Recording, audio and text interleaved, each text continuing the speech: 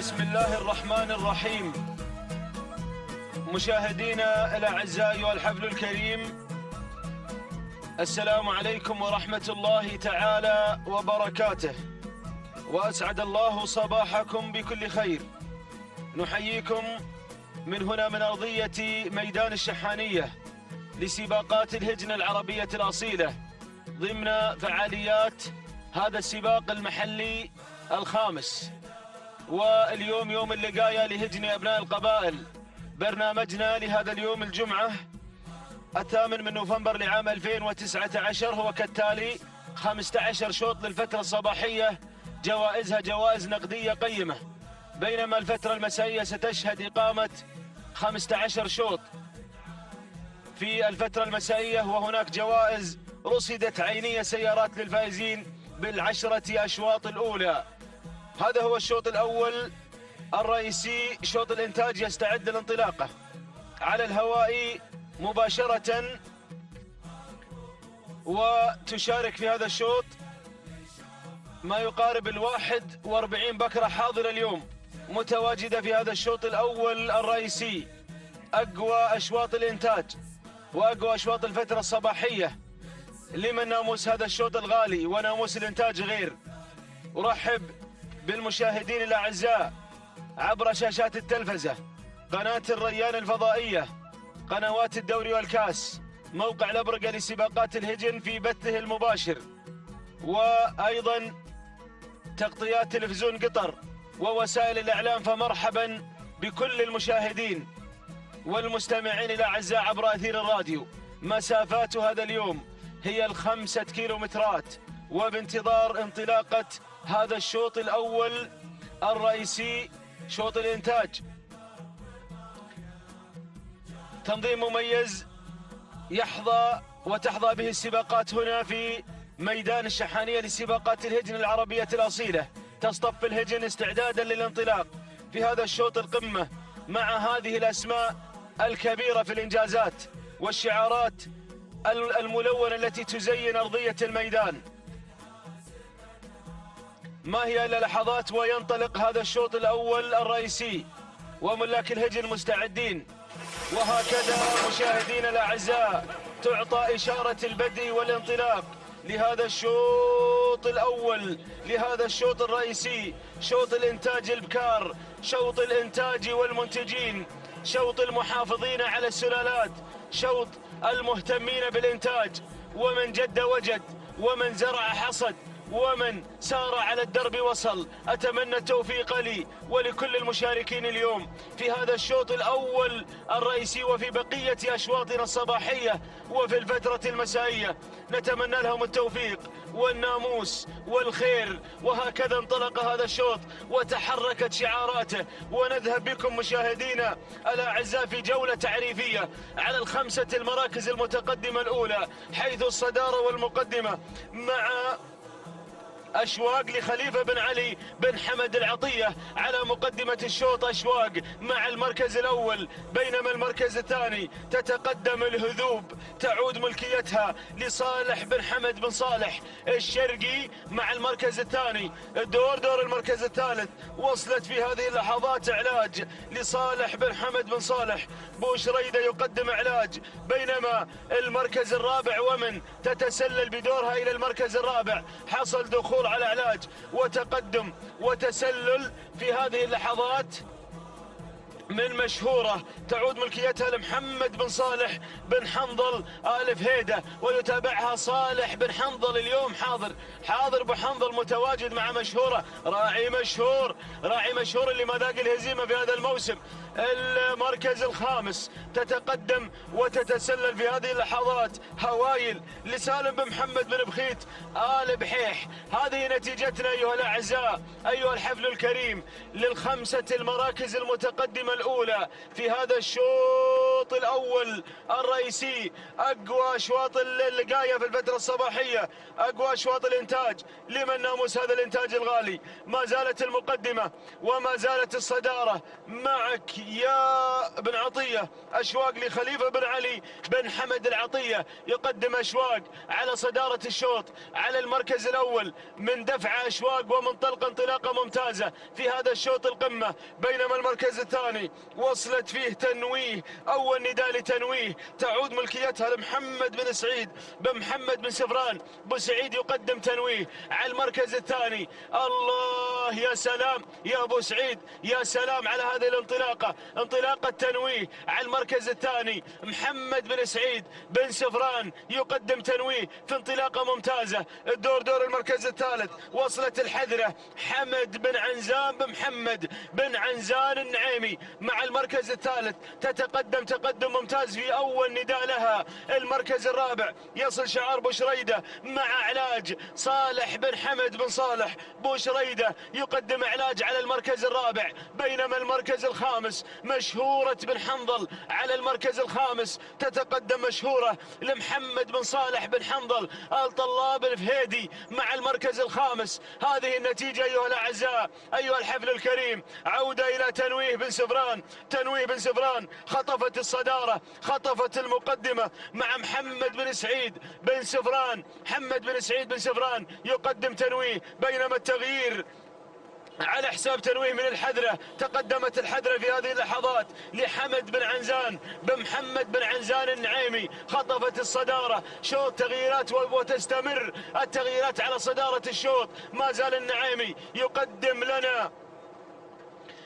لنا الحذرة على المركز الأول. تنويه بن سفران مع المركز الثاني. تنويه يقدمها محمد بن سعيد بن سفران على المركز الثاني، وانطلاقتها ممتازة للغاية. الدور دور المركز الثالث، ومن تتقدم في هذه اللحظات وتتسلل على المركز الثالث. تصل في هذه اللحظات أشواق لخليفة بن علي العطية. مشهورة تتسلل إلى المركز الثالث. مشهورة تتقدم، أخت مشهور راعي الإنجازات تتقدم في المركز الثالث لمحمد بن صالح بن حنظل آل طلاب. راعي مشهور يقدم اليوم مشهورة على المركز الثالث. بينما علاج بوشريدة مع المركز الرابع. علاج صالح بن حمد بن صالح بوشريدة مع المركز الرابع. بينما المركز الخامس هناك شعار يتدخل على المركز الخامس في هذه اللحظات. شديدة لترحيب بن حمد بنت رحيب بن نايفة مع المركز الخامس، ولكن حصل دخول عليها وتقدم من قبل الدانة لراشد بن ناصر بن راشد آل جبر النعيمي. الدانة يتابعها حمد بن حمود بن محمد الوهيبي في التضمير. هذه نتيجتنا أيها الأعزاء. العودة إلى المقدمة. الحذرة ما زالت تسيطر، أو غيرت تنويه، خطفت الصدارة تنويه. كيلو ونصف الكيلو يا بن سفران عن خط النهاية. تنويه محمد بن سعيد بن سفران يقدم تنويه في الشوط الأول الرئيسي، شوط الإنتاج. تنويه بن سفران مع المركز الأول، بينما حذرة بن عنزان مع المركز الثاني. الحذرة وتنويه، تنويه والحذرة. المركز الثالث اسم جديد، متعبة. أول نداء لمتعبة عبد الله بن علي بن عبد الله بن فهيدان مع المركز الثالث. المركز الرابع وصلوت الشاهينية لخجين بن عايض بن فرج.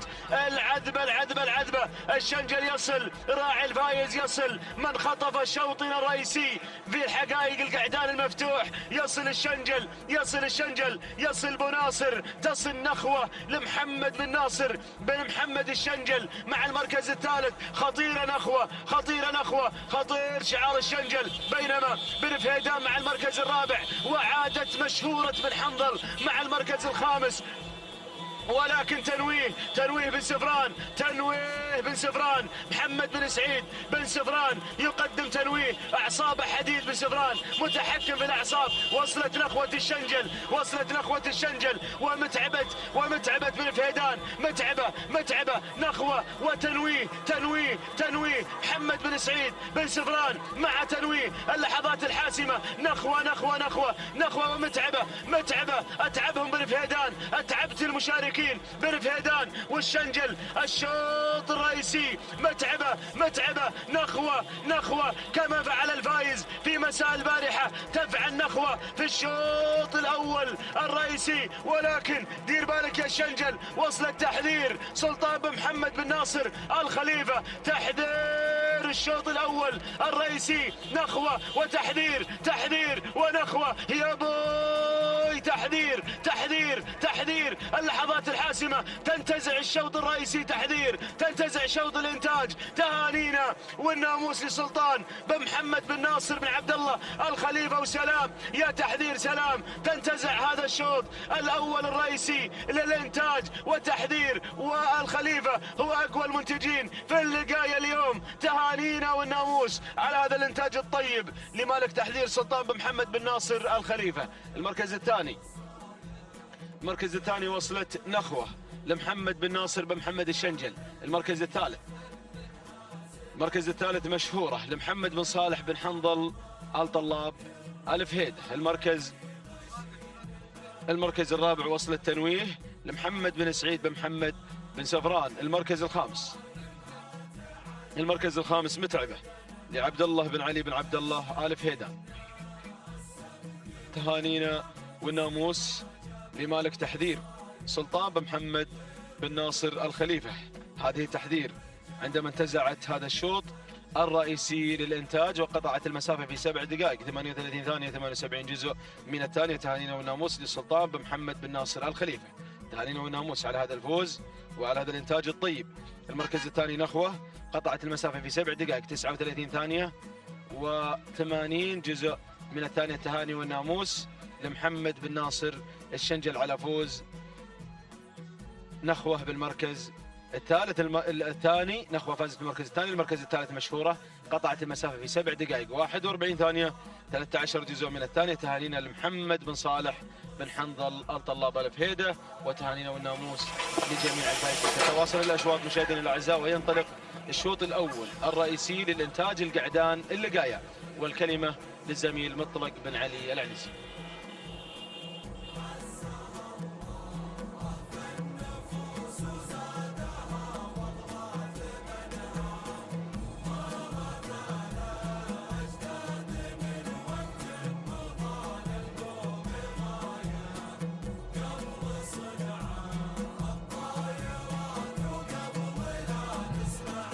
بسم الله الرحمن الرحيم. شكرا أخي محمد بن بريك المري. أيها الأخوة المتابعون مشاهدينا الكرام في كل مكان، أسعد الله صباحكم جميعا بكل خير، أسعد الله صباح حضراتكم بالتوفيق والناموس في هذا اليوم المبارك، يوم الجمعة 8 من نوفمبر 2019، حيث ننطلق اليوم في محلنا الخامس ضمن الانطلاقات الخاصة باللقاية وسن اللقاية. نتمنى التوفيق للجميع إن شاء الله. البداية الموفقة التي وفق فيها الخليفة في أول الأشواط الرئيسية، الحاضر مع شعاره ومع تحذير، منتزعة ومحققة أول النواميس الصباحية في شوط الإنتاج، لتبدأ معركة جديدة من معارك ناموس الشحانية في هذا الصباح. ناموس الإنتاج، ناموس اللقاية، ناموس ال5 كيلومترات. يا سلام، يبدأ هذا الشوط الأول الخاص بالقعدان، شوط رئيسي طبعا للإنتاج والمنتجين. يا سلام، له نكهة خاصة عندهم اليوم، له نكهة خاصة هذا الشوط عنده للإنتاج. نبدأ مع المركز الأول، نعلن المركز الأول ونعلن صدارة ومقدمة الشوط. المركز الأول مر على المركز الأول عبد الله بن راشد بن محمد الزقيب المري على المركز الأول، على الصدارة على المركز الأول. المركز الثاني خريمة على المركز الثاني خليفة بن علي بن حمد العطية على المركز الثاني، على المركز الثاني، المركز الثالث، المركز الثالث، المركز الثالث يتقدم الفهد، الفهد على المركز الثالث، سالم بن علي بن فهد آل زبدان المري.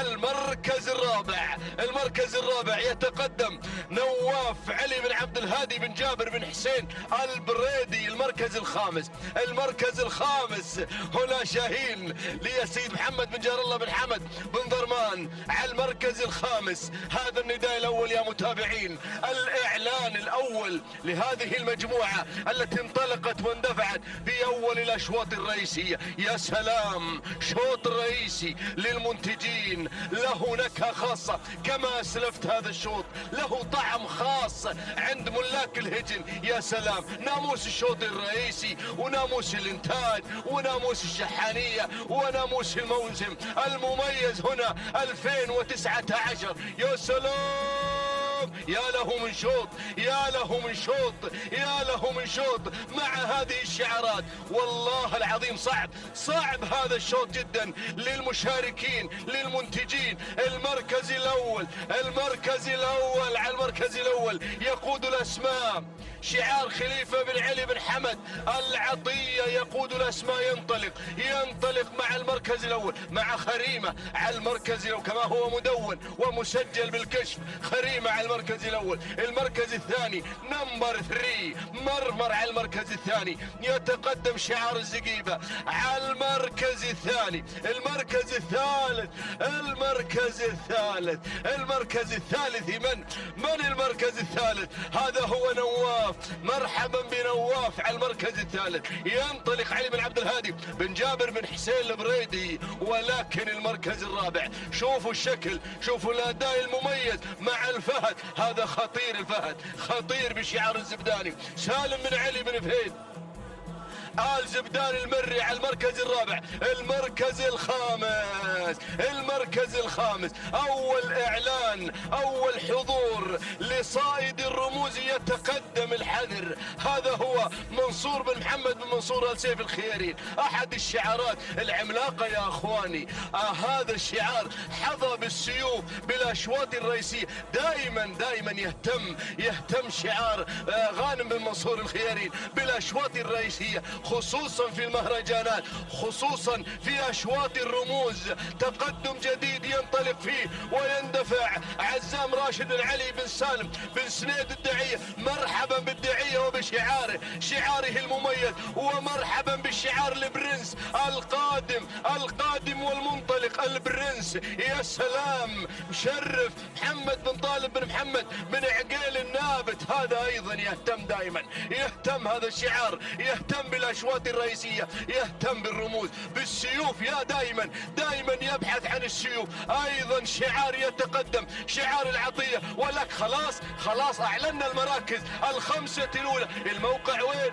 الموقع وين؟ 1200 يا خريمة، يا خريمة، يا راعي خريمة على المركز الأول. الله، يتقدم العطية، يتقدم المشاغب. شاغب يا المشاغب، شاغب يا المشاغب. الله،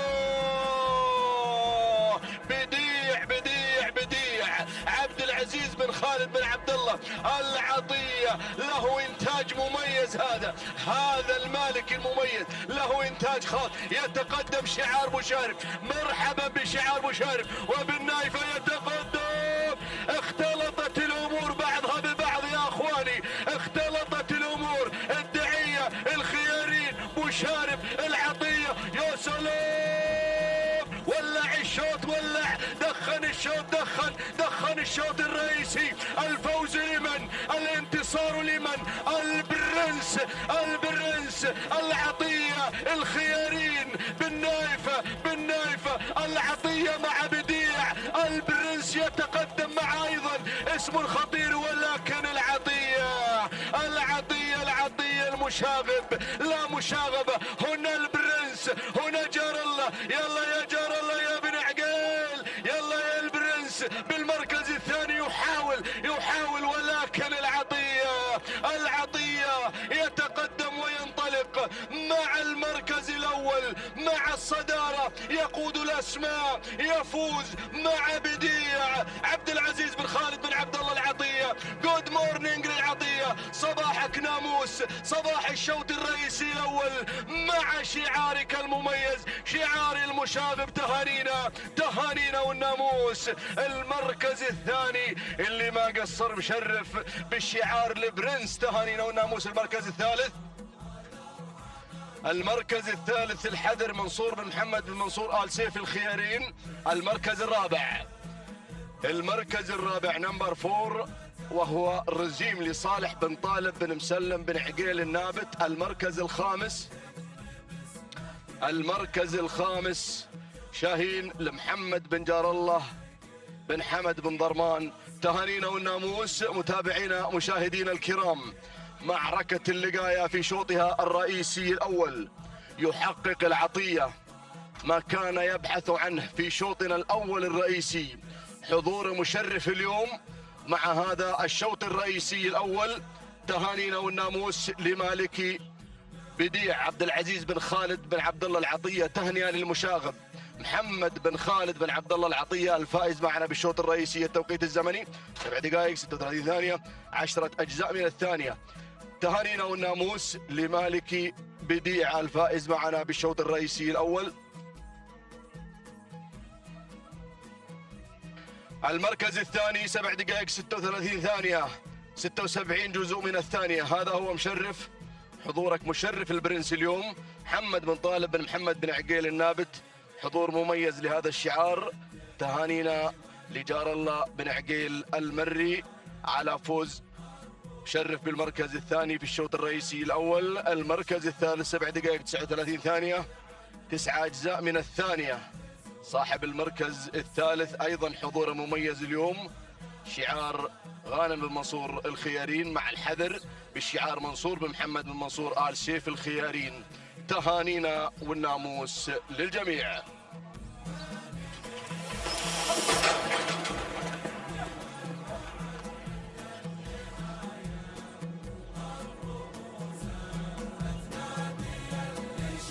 بسم الله الرحمن الرحيم، بسم الله نبدأ وعليه نتوكل، ومنه نطلب السداد والتوفيق والنجاح على بركة الله وتوفيقه.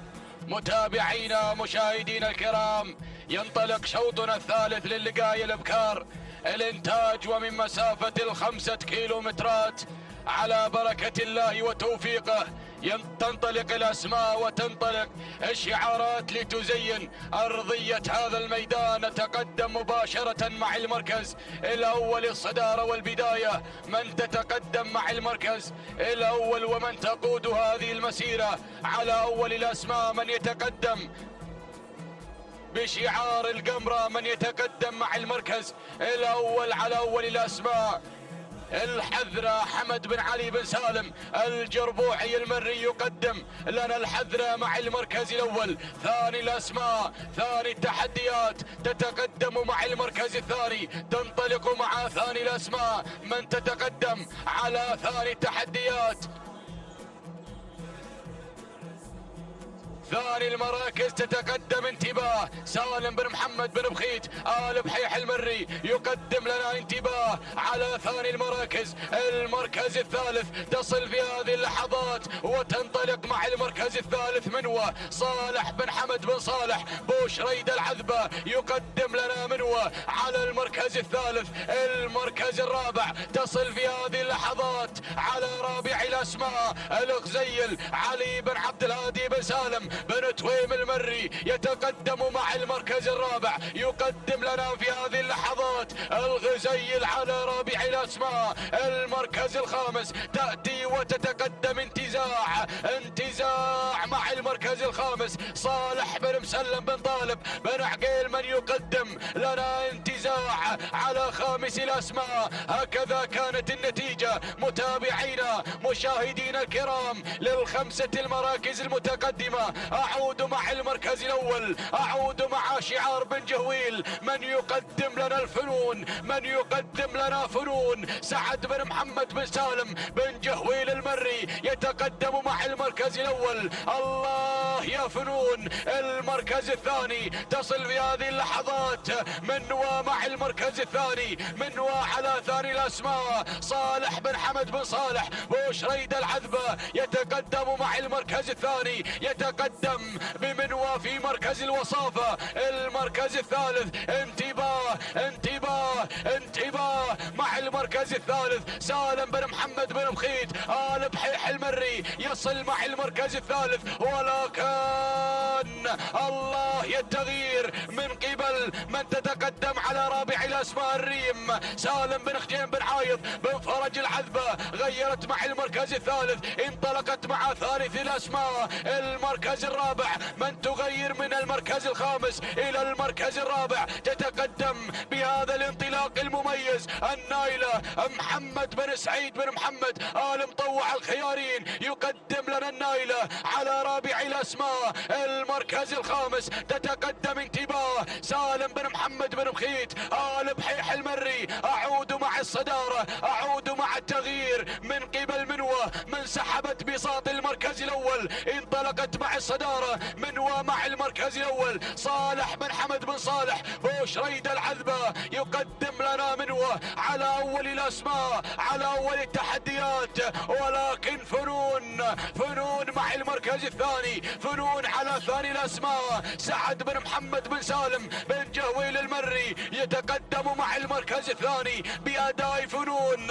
الله يا فنون. المركز الثالث تصل في هذه اللحظات الريم مع المركز الثالث. سالم بن خجين بن عايض بن فرج العذبة يصل مع المركز الثالث. يتقدم مع الريم على ثالث الاسماء. المركز الرابع. الله يا رابع الاسماء. تصل النايلة مع المركز الرابع. محمد بن سعيد بن محمد آل مطوع الخيارين يقدم لنا النايلة على رابع الاسماء. المركز الخامس. خامس التحديات راهية حمد بن عنزان. حمد بن عنزان بن محمد بن عنزان النعيمي يتقدم مع المركز الخامس بالراهية على خامس الاسماء. ولكن اعود مع الصدارة. اعود مع البداية. منوى لا زالت متحكمة مع المركز الاول. متحكمة بالصدارة قائدة لهذه الجموع الكبيرة. الله يا منوى حافظ على هذا الاداء يا بوشريدة. من يقدم لنا منوى صالح بن حمد بن صالح بوشريدة العذبة. وصلت الاسماء. وصلت الشعارات. الله يا القادمة. غيرت وانطلقت راهية. حمد بن عنزان بن محمد بن عنزان النعيمي يقدم لنا راهية مع المركز الاول. غيرت الى الصدارة. غيرت الى الريادة. الله يا راهية تتقدم مع المركز الاول. المركز الثالث. وصلت في هذه اللحظات فنون مع المركز الثالث. سعد بن محمد بن سالم بن جهويل المري يتقدم مع المركز الثالث. رابع الاسماء الريم سالم بن خجين بن عايض العذبة. وايضا شعار البرنس من يقدم لنا فوز محمد بن طالب بن محمد بن عقيل المنابت يقدم لنا فوز. الكيلومتر الاخير. الكيلو الخطير. الكيلو المثير. اعود مع المركز الاول. اعود مع البداية. اعود مع راهية حمد بن عنزان بن محمد النعيمي يقدم لنا راهية. ولكن بوشريدة مع المركز الثاني يقدم لنا منوى مع المركز الثاني. فوز مع المركز الثالث. يصل الشعار صايد الرموز على ثالث الاسماء. يقدم لنا جميلة منصور بن محمد بن منصور آل سيف الخيارين. اعود مع الصدارة. اعود مع البداية. الله يا النعيمي حافظ على هذا الاداء من قبل راهية. ولكن صايد الرموز يقدم لنا جميلة مع المركز الثاني. جميلة على ثاني الاسماء. راهية مع المركز الاول. جميلة راهية مع الناموس مع الانتصار. سلام يا راهية. سلام على هذا الفوز على هذا الانتصار. اللحظات الاخيرة مع شعار النعيمي من يقدم لنا راهية حمد بن عنزان بن محمد بن عنزان النعيمي. سلام يا راهية. سلام تهانينا والناموس لمالك راهية في اللحظات الاخيرة راهية. سلام يا راهية، سلام، تهانينا والناموس لمالك راهية على هذا الفوز، على هذا الانتصار. حمد بن عنزان بن محمد بن عنزان النعيمي المركز الثاني. وصلت جميلة منصور بن محمد بن منصور آل سيف الخيارين المركز الثالث. فوز محمد بن طالب بن محمد بن عقيل المركز الرابع. ضرب مبارك بن محمد بن قطامي المري المركز الخامس. زعفرانة عبد الله بن حمد بن سالم بن هدفة. إذا متابعينا مشاهدينا الكرام، تهانينا والناموس لمالك راهية حمد بن عنزان بن محمد بن عنزان النعيمي على هذا الفوز والانتصار. التوقيت الزمني 7 دقائق 36 ثانية 82 جزء من الثانية. تهانينا والناموس المركز الثاني. وصلت جميلة منصور بن محمد بن منصور سيف الخيالي 7 دقائق 39 ثانية 22 جزء من الثانية. المركز الثالث. المركز الثالث فوز محمد بن طالب بن محمد بن عقيل 7 دقائق 39 ثانية 48 جزء من الثانية. تهانينا والناموس للجميع.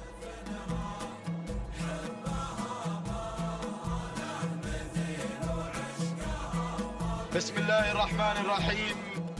بسم الله نبدأ وبه نستعين ومنه دوما نطلب التوفيق والسداد والنجاح.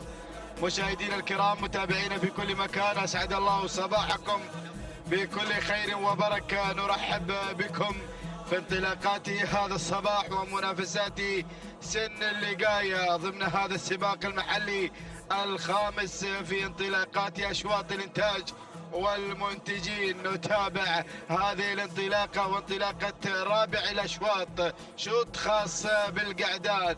نبدأ بالبداية، نتابع زلزال هنا على أول المراكز لعبد الله بن راشد بن سيف النعيمي من يبدأ في الصدارة والبداية، بينما أتابع من الجانب الآخر هناك وصول من فجاج جابر بن حمد بن علي بن حمد بن ضرمان يتقدم مع ثاني المراكز، بينما القادم في هذه اللحظات وصول من صوغان محمد بن حمد بن صالح الشرقي هنا يتقدم مع هذه اللحظات يقدم لنا صوغان، بينما أتابع هنا وصول من السناوي محمد بن ناصر بن محمد بن شابل القادم مع رابع المراكز وخامس الأسماء. وصول في هذه اللحظات من العمال سالم بن حمد بن علي البطين. هذه الأسماء، هذه الشعارات المتقدمة مشاهدينا الكرام في هذا الشوط، ولكن العودة هناك مع البداية مع صوغان على البداية.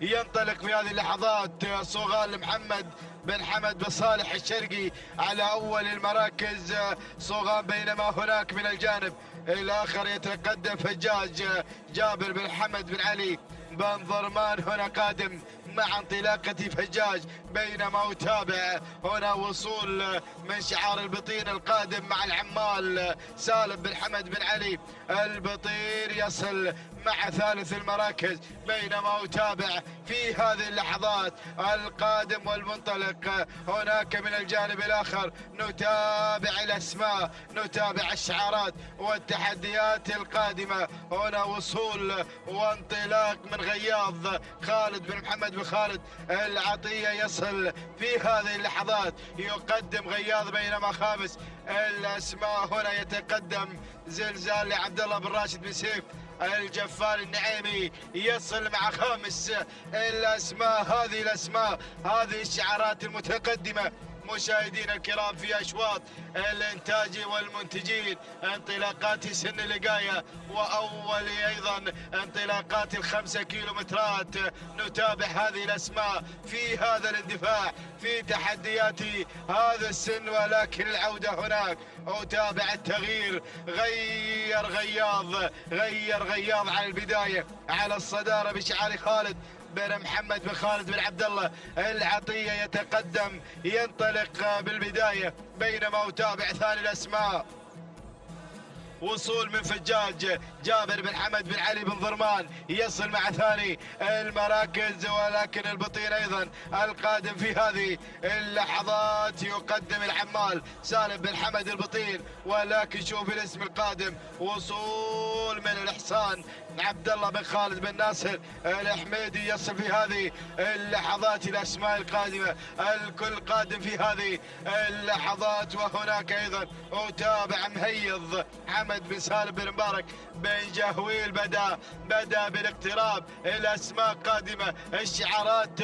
قادمه. الله شوف الاسماء، شوف الهجوم. هناك اتابع ايضا الاسماء. هنا بن سالمين يصل، وصلت الاسماء القويه ووصول في هذه اللحظات من رعد عبد الله بن حزام بن راشد بن مقارح يصل، ينطلق ويقدم رعد في هذا الانطلاق. الله الله، ولكن العوده هناك مع البدايه والصداره. غياض شعار العطيه ينطلق مع اول المراكز، يقدم غياض خالد بن محمد بن خالد بن عبد الله العطيه مع البدايه والصداره. ولكن الله الاحصان عبد الله بن خالد بن ناصر الحميدي بدا بالتقدم، يشكل الخطر في هذه اللحظات. ووصول من متعب سالم بن حمد بن سالم الزيوح يصل في هذا الانطلاق، ولكن هزام وصل بن ثلاب راشد بن ثلاب جليميد الهاجري يصل في هذه اللحظات، ينطلق مع ثالث المراكز، يغير بدوره من مركز الى مركز. ولكن هناك ايضا هياض حمد بن سعيد بن محمد الجربوع المري يصل مع خامس الاسماء. ولكن اعود 1200 ما تبقى عن خط النهايه. الله شوف التغيير، شوف الانطلاق. الاحصان يغير على حساب الجميع، ينطلق بالبدايه مشاهدينا الكرام بشعار عبد الله بن خالد بن ناصر الحميدي. الله الاحصان انطلق على الصداره، غادر الجميع، انطلق بناموس هذا الشوط. ولكن غياض شعار العطيه خالد بن محمد بن خالد العطيه وهنا بن جليميد قادم في هذه اللحظات. هزام يصل مع ثاني المراكز راشد بن ثلاب بن جليميد الهاجري. الله يا الصدارة الإحصان، ولكن الله هزام غير على الصدارة، انطلق بناموسي هذا الشوط راشد بن ثلاب بن جليميد الهاجري مع البداية مع الصدارة مع هزام يغادر، ينطلق بناموس أيضا مميز. هنا في أشواط الإنتاج، في أشواط المنتجين نتابع هزام بشعار راشد بن ثلاب برجل يمين الهاجري، يتميز دائما في أشواط الإنتاج، يمتلك هذه النوعيات المميزة. هنا مع هذا الانطلاق المميز هزام بناموس هذا الشوط. هنا بن جليميد يغادر بالانتصار، يغادر بالناموس مع هزام. راشد بن ثلاب بن جليميد الهاجري يظفر بناموس هذا الشوط، يحقق هزام هذا الانتصار. هنا مع لحظات الوصول والانفراد على الصدارة، تهانينا والناموس لمالك هزام راشد بن ثلاب بن جليميد الهاجري على هذا الفوز والانتصار. ثاني المراكز وصل الإحصان لعبد الله بن خالد بن ناصر الحميدي، بينما وصل في ثالث المراكز غياض لخالد بن محمد بن خالد العطية. ورابع المراكز كان الوصول من هياض حمد بن سعيد بن محمد الجربوع المري. وخامسا كان الوصول من متعب سالم بن حمد بن سالم بن لزيوح. هكذا كانت النتيجة متابعينا الكرام. نعود بالتوقيت الزمني ولحظة وصول هزام 7 دقائق 34 ثانية 40 جزء من الثانية. تهانينا والناموس لراشد بن ثلاب بن جليميد الهاجري على هذا الفوز والانتصار. ايضا مسجل توقيت مميز، هنا افضل توقيت الى هذه اللحظات مع هزام، بينما وصل في ثاني المراكز الوصول من الاحصان ب7 دقائق 36 ثانيه 70 جزء من الثانيه. الثاني لعبد الله بن خالد بن ناصر بن عبد الله الحميدي. وثالث المراكز كان الوصول مشاهدينا الكرام وصل غياض ب7 دقائق 39 ثانيه 36 جزء من الثانية لخالد بن محمد بن خالد بن عبد الله العطية. تهانينا والناموس للجميع.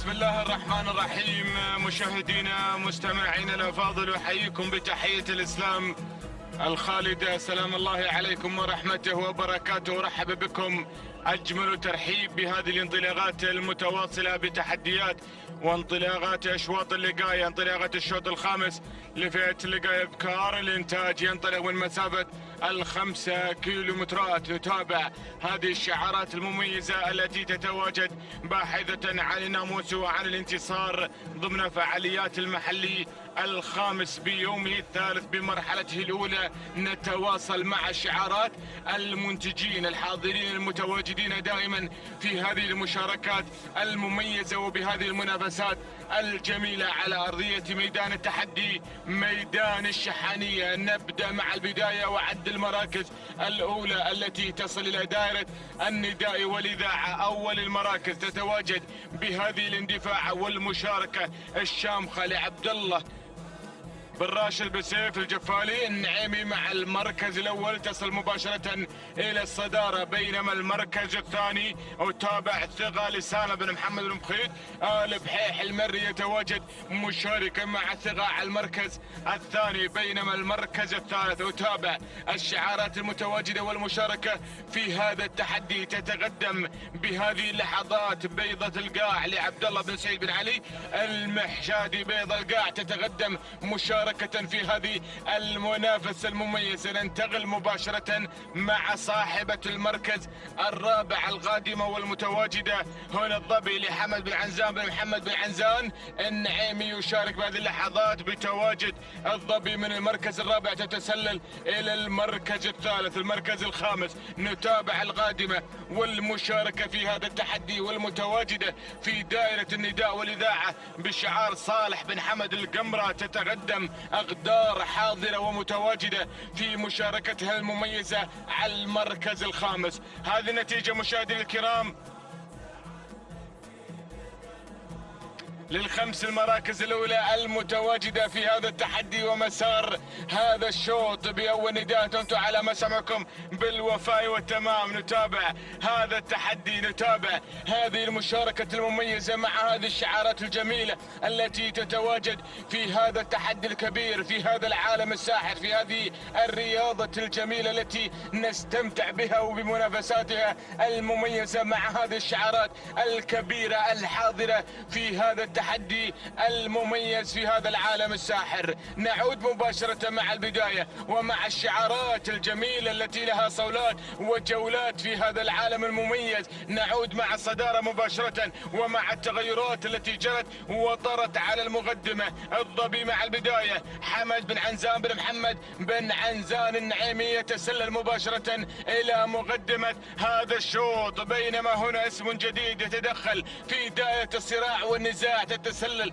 مباشرة إلى البداية جبارة محمد بن وسام بن سلطان بن سعد الهاجري يتقدم مشاركا في هذا التحدي، يتقدم بمشاركة جبارة التي جاءت مباشرة إلى موقع الصدارة. بينما المركز الثاني هنا الظبي بشعار حمد بن عنزان بن محمد بن عنزان النعيمي، بينما المركز الثالث يتابع القادمة والحاضرة في هذا التحدي هواي لصالح بن مسلم بن طالب بن عقيل هنا يتواجد في هذه المشاركة مع شعاره المميز. يتواجد مع المرتبة الثانية. المركز الثالث القادمة هنا ثقة سالم بن محمد بن بخيت آل بحيح المري، وثقته كبيرة بثقة التي تتواجد في عمق المنافسة باندفاعتها ومشاركتها المميزة. المركز الرابع صائد الرموز غادم وحاضر، هذا الشعار المميز الساطع دائما في هذه المنافسات المميزة. يتقدم مشاركا مع بلشة،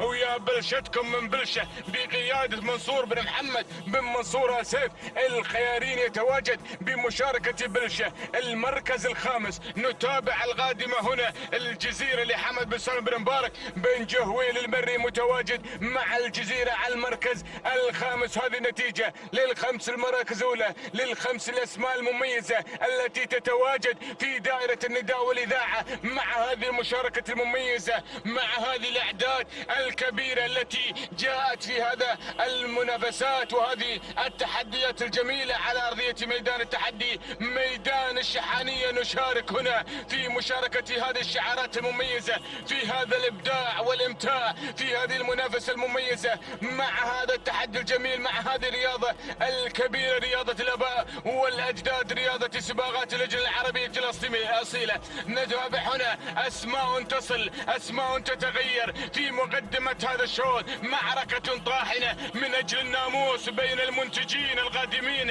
الحاضرين في هذا العالم الساحر، المتواجدين في هذا التحدي الكبير. هنا اسم جديد يتدخل مباشرة إلى الصدارة. وصل الداعية مع شقرة حمد بن علي بن سالم بن سنيد. الداعية بأول نداء مباشرة إلى الصدارة، إلى التحدي، إلى المقدمة، يصل إلى المرتبة الأولى عندما وصلنا إلى 1200 متر الأخيرة التي تفصلنا عن الناموس وعن الانتصار. جبارة على المركز الثاني بقيادة محمد بن وسام بن سلطان الهاجري. المركز الثالث هنا قدوم الجزيرة لحمد بن سالم بن مبارك بن جهويل المري. رابعا وصل هنا شعار المشاغب مع روعة تتقدم بروعة هذه المنافسة بقيادة خالد بن محمد بن خالد العطية. يتواجد بشعاره المميز الذي يقدم لنا روعة على المركز الرابع. المركز الخامس يتابع. القادمة هنا ثروة لسالم بن علي بن عبد الهادي بن حبيشة المري. ولكن نعود مع صراع المقدمة، مع صراع الكبار في هذا المسار. هناك التحدي، هناك الإبداع مع شقرة حمد بن علي بن سالم بن سنيد. الداعية مع الصدارة مباشرة ما زالت صامدة، ولكن الجزيرة مع بن جهويل. الله الله الله، بدت الحركة هنا، بدت الأوامر. روعة مع العطية. خالد بن محمد بن عبد الله العطية هنا غادم في هذا التحدي، متواجد في هذه المشاركة. وأيضا تنبيه عبد الله بن مبارك بن ناصر الخليفة وصل في هذه المشاركة المميزة بأول نداء. وصل إلى دائرة الصراع والنزاع. روعة، تنبيه، شقرة في منافسة شيقة من أجل انتزاع الناموس. روعة العطية، شقرة الداعية، تنبيه الخليفة في تحدي مستمر من أجل الناموس، من أجل انتصار. ولكن المشاغب يشاغب في هذا الصباح المميز، ينتزع الناموس ويحقق الانتصار الثاني برصيد هذا الصباح. روعة تنتصر وتفوز بناموس هذا الشوط. ها هو الانتاج المميز مع المشاغب. خالد بن محمد بن خالد العطية يفوز مع روعة بناموس هذا الشوط. المركز الثاني وصلت شقرة لحمد بن علي بن سالم بن سنيد. الداعية المركز الثالث. تنبيه لعبد الله بن مبارك بن ناصر الخليفة قدمت أداء متميز، جاءت من الخلف. المركز الرابع، المركز الرابع من حافل التركي بن متعب بن تركي الفيدان المري. المركز الخامس، المركز الخامس ضنلي عويضة بن خميس بن عويضة المريخي. هكذا مشاهدي الكرام تابعتم معنا المنافسة والتحدي، بينما هنا روعة جاءت لكي تنتزع ناموس هذا الشوط. 7 دقائق 43 ثانية 6 أجزاء من الثانية. تعالوا الناموس لخالد بن عبد الله بن خالد العطية على فوز روعة في هذا التحدي. المركز الثاني شقرة 7 دقائق 43 ثانية 79 جزء من الثانية. تعالوا ناموس لحمد بن علي بن سالم بن سنيد.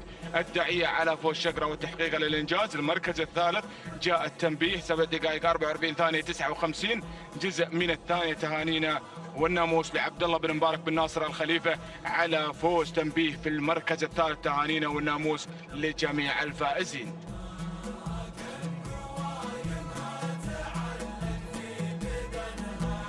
السلام عليكم ورحمة الله وبركاته أيها الأخوة مشاهدينا ومتابعينا الكرام. انطلق الشوط السادس وهو آخر أشواط الإنتاج. هنا نتابع في هذه اللحظات وتبتدي بعد هذا الشوط أشواط العامة. نتابع هذه الأسماء المنطلقة وأيضا 5 كيلومترات مع اللقاية. نتابع في هذه اللحظات هذه الفترة الصباحية. هنا نتابع أيضا هناك في الفترة المسائية 10 سيارات. نتابع أيضا هناك بعد ال10 سيارات 5 أشواط نقدية في الفترة المسائية. هنا نعود إلى مقدمة الشوط وإلى المركز الأول ومن يسيطر على المقدمة في هذه اللحظات نتابع هناك المركز الأول نجد لجر الله بن حمد بن محمد بن ضرمان المري على المركز الأول وعلى مقدمة هذا الشوط، بينما النقلة على المركز الثاني شعار بن قحيز هنا مع زاهي متعب بن سعيد بن محمد بن سعيد بن قحيز المري. بينما المركز الثالث من الجانب الأيمن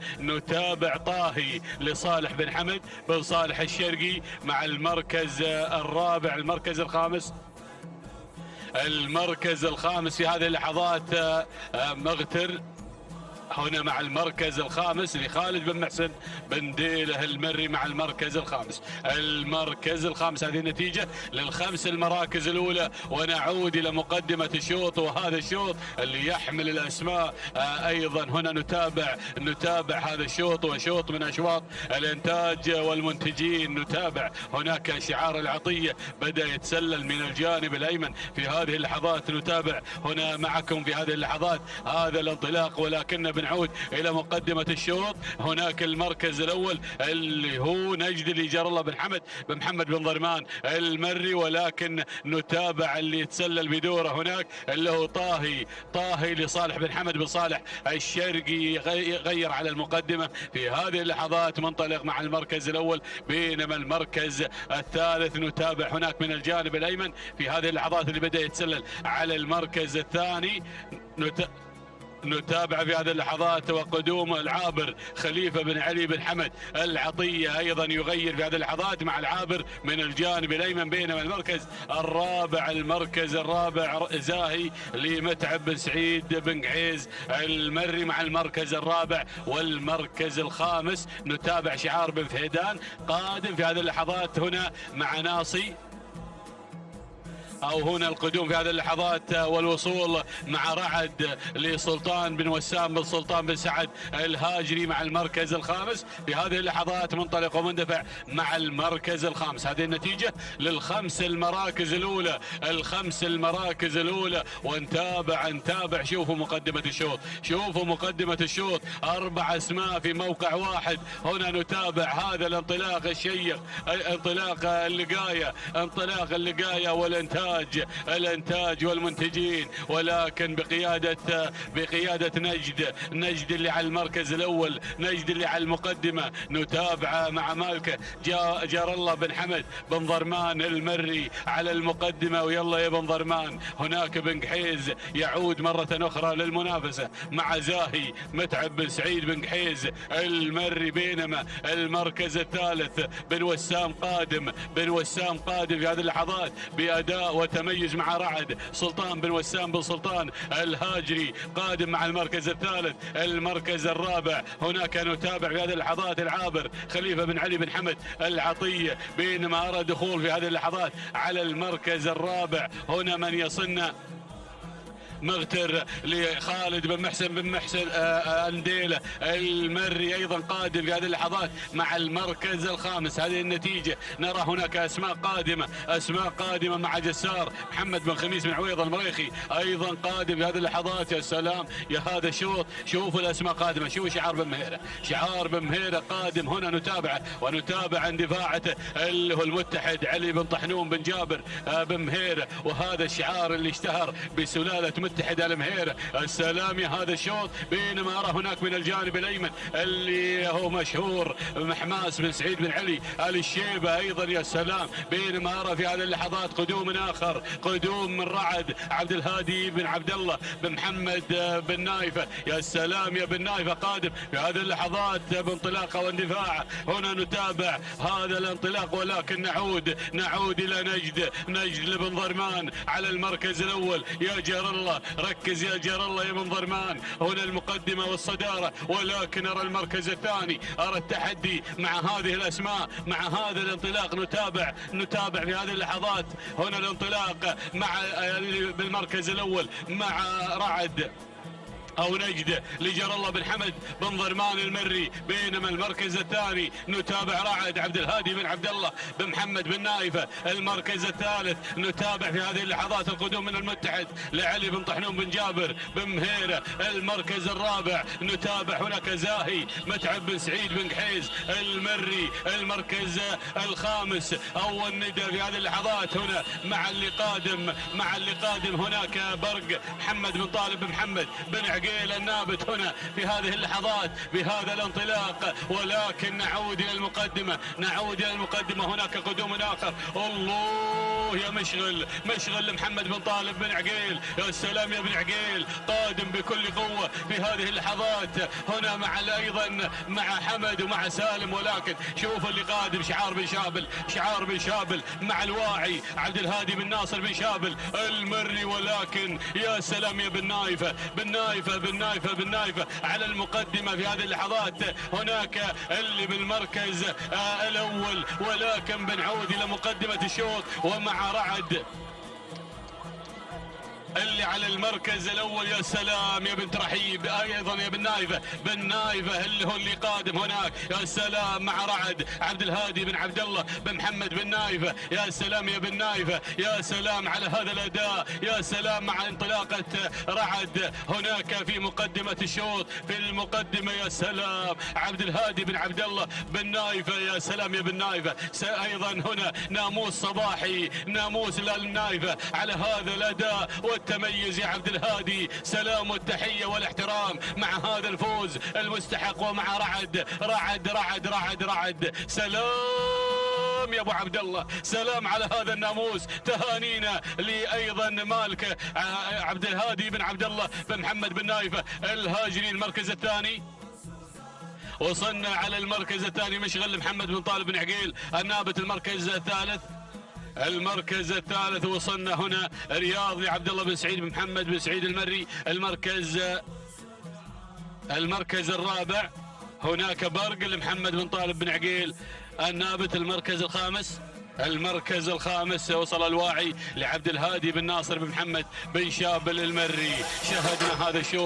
شاهدنا هذا الشوط وانطلاقة هذا الشوط. نتابع في هذه اللحظات التوقيت الزمني 7 دقائق 37 ثانية 98 جزء من الثانية. تهانينا وناموس لمالك رعد عبد الهادي بن عبد الله بن محمد بن نايفة الهاجري. بينما وصل على المركز الثاني هناك مشغل توقيت الزمني 7 دقائق و39 و78 جزء من الثانية. تهانينا لمحمد بن طالب بن محمد بن عقيل. المركز الثالث وصل اللي على المركز الثالث اللي هو رياض توقيته الزمني 7 دقائق 41 ثانية و58 جزء من الثانية. تهانينا والناموس لمالك رياض عبد الله بن سعيد بن محمد المري.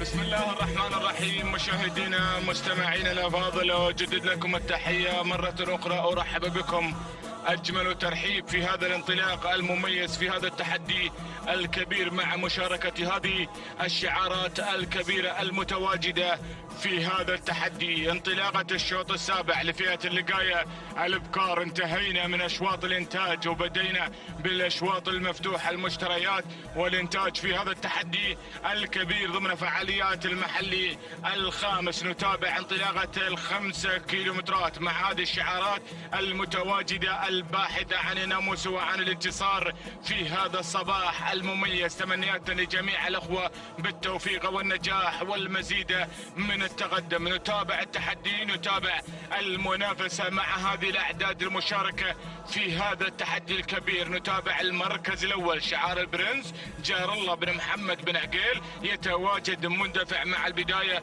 وبمشاركة هذه الاسماء الكبيرة التي تتواجد في هذا التحدي الكبير. نتابع المنافسة مع المركز الثاني القادمة والحاضرة بمشاركة هذه المنافسة المميزة في هذا التحدي الكبير. نبدأ بهذه التحديات وبهذه المنافسات الجميلة على أرضية ميدان التحدي ميدان الشحانية. نتابع المنافسة ونتابع الشعارات المميزة التي تشارك في هذا التحدي الكبير وبهذه الانطلاقات المميزة مع هذه الشعارات المتواجدة الباحثة عن الناموس وعن الانتصار عبر قناة الريان الناقلة لهذه المنافسات المميزة مع هذا الانطلاق الجميل ومع هذه التحديات الجميلة. نبدأ بتحديات هذا الشوط.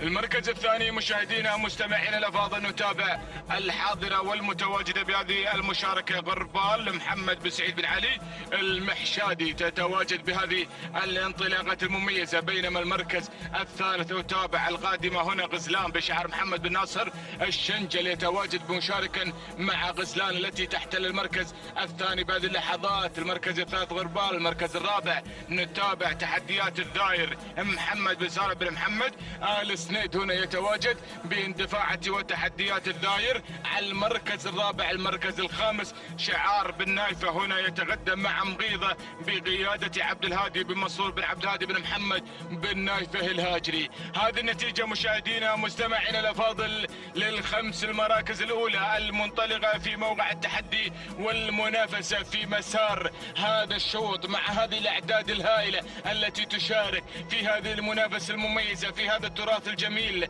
بهذه الرياضة المميزة في هذا التحدي الكبير على أرضية ميدان الشحانية. نتابع هذه الأعداد، نتابع هذه الأسماء الكبيرة التي تشارك باحثة عن الناموس. نعود مباشرة مع البداية ومع شعار الشنجل القادم الحاضر بكل قوة دائما يتقدم بتواجد غزلان من تغازل الصدارة والمقدم بقيادة محمد بن ناصر بن محمد الشنجل. يتابع هذا التحدي، يتابع هذه المنافسة المميزة، بينما المركز الثاني القادمة هنا شلفة لمحمد بن طالب بن عقيل يتواجد بشعاره المميز باندفاعة الشلفة على المركز الثاني. المركز الثالث نتابع مغيضة بشعار بن نايفة هنا حاضرة ومتواجدة مغيضة بشعار عبد الهادي بن منصور بن عبد الهادي بن نايفة الهاجري. المركز الرابع وصل الشعار المغامر، وصل الشعار الشرس الحاضر والمتواجد دائما في هذه المنافسات المميزة، وصل مع القسوة بقيادة محمد بن بطي الزعبي يتواجد مشاركا في هذا التحدي. المركز الخامس القادمة هنا خطيرة محمد بن عبد الله بن محمد بن نايفة الهاجري يشارك مع خطيرة المتواجدة في المرتبة الخامسة. هذه النتيجة مشاهدينا مستمعينا الافاضل للخمس المراكز الاولى التي تشارك وتسيطر على زمام الامور وتندفع في موقع التحدي والمنافسة. ولكن ارى هنالك اعداد هائلة تشارك في هذا التحدي تتواجد بهذه المنافسة بهذا الانطلاق بهذه التحديات الجميلة تشارك في هذه المنافسات المميزة. نتابع التحدي، نتابع الأسماء، نتابع الشعارات الحاضرة من أجل الانتصار من أجل الناموس. نتابع البداية، نعود مباشرة مع الشنجل القائد لمسيرة هذا الشوط المتزعم لهذه الأعداد المشاركة. غزلان ما زالت مع البداية، محمد بن ناصر بن محمد الشنجل يسيطر على زمام الأمور. بن عقيل هنا على المركز الثاني مع الشلفة. محمد بن طالب بن عقيل يتواجد مشاركا البرنس القادم بكل قوة، بينما شعار بن نايفة على المركز الثالث شعاري رعد من حقق ناموس الشوط الماضي يتواجد مندفع مع خطيرة وخطيرة على هذا الشوط. الكيلومتر الأخير، الكيلومتر الخطير وخطيرة على المركز الثالث بقيادة محمد بن عبد الله بن محمد بن نايفة الهاجري. المركز الرابع القادمة هنا الجذابة حمد بن عبد الهادي بن جابر بن حسين البريدي. على المركز الرابع يتقدم المركز الخامس نتابع شواهين علي بن عبد الهادي بن علي آل بريس المري مع المركز الخامس. وصل بأول نداء، ولكن نعود مع البداية ومع صراع المقدمة. غزلان ما زالت تغازل الصدارة والمقدمة، ما زالت تغازل الناموس في هذا الأداء المميز بهذه الاندفاعات التلقائية مع غزلان. ومحمد بن ناصر بن محمد الشنجل يتقدم مع غزلان، ولكن الشلفة بشعار البرنس هنا حاضر ومتواجد. محمد بن طالب بن عقيل بدت الحركة، بدت المعركة بين الكبار في هذا المسار. الشلفة وغزلان غزلان، الشنجل وبن عقيل، ولكن البرنس مع المقدمة تسلل مع الشلفة في هذا التحدي، في هذه المنافسة. محمد بن طالب بن عقيل هنا ينطلق مع الصدارة، هنا ينطلق في هذا الإنجاز، في هذا الانتصار، مع هذا التحدي الكبير والمميز. جود مورنينج واسعد الله صباحك يا البرنس، مع الشلفة التي حققت هذا الإنجاز وانتصرت بناموس هذا الشوط. تهانينا لمحمد بن طالب بن عقيل على فوز الشلفة المركز الثاني. غزلان لمحمد بن ناصر بن محمد، الشنجل المركز الثالث. وصلت شواهين علي بن عبد الهادي بن علي البريس المري المركز الرابع. المركز الرابع قاد لمحمد بن حمد بن خليفة العطية. المركز الخامس وصلت الشايبة لسعود بن علي بالوحوش الوهيبي. هكذا مشاهدينا الكرام مستمعين الافاضل تابعتم معنا المنافسه والتحدي، فكانت الشلفه حاضره 7 دقائق 35 ثانيه 78 جزء من الثانيه. تعالوا ناموس لمحمد بن طالب بن عقيل المري على فوز الشلفه وتحقيقا للانجاز. المركز الثاني غزلان 7 دقائق 36 ثانيه 63 جزء من الثانيه. تهانينا والناموس لمحمد بن ناصر بن محمد الشنجل على فوز غزلان في المركز الثاني. المركز الثالث وصلت شواهين 7 دقائق 40 ثانيه 54 جزء من الثانيه. تهانينا والناموس لعلي بن عبد الهادي بن علي البريس المري على فوز شواهين في المركز الثالث. تهانينا والناموس لجميع الفائزين.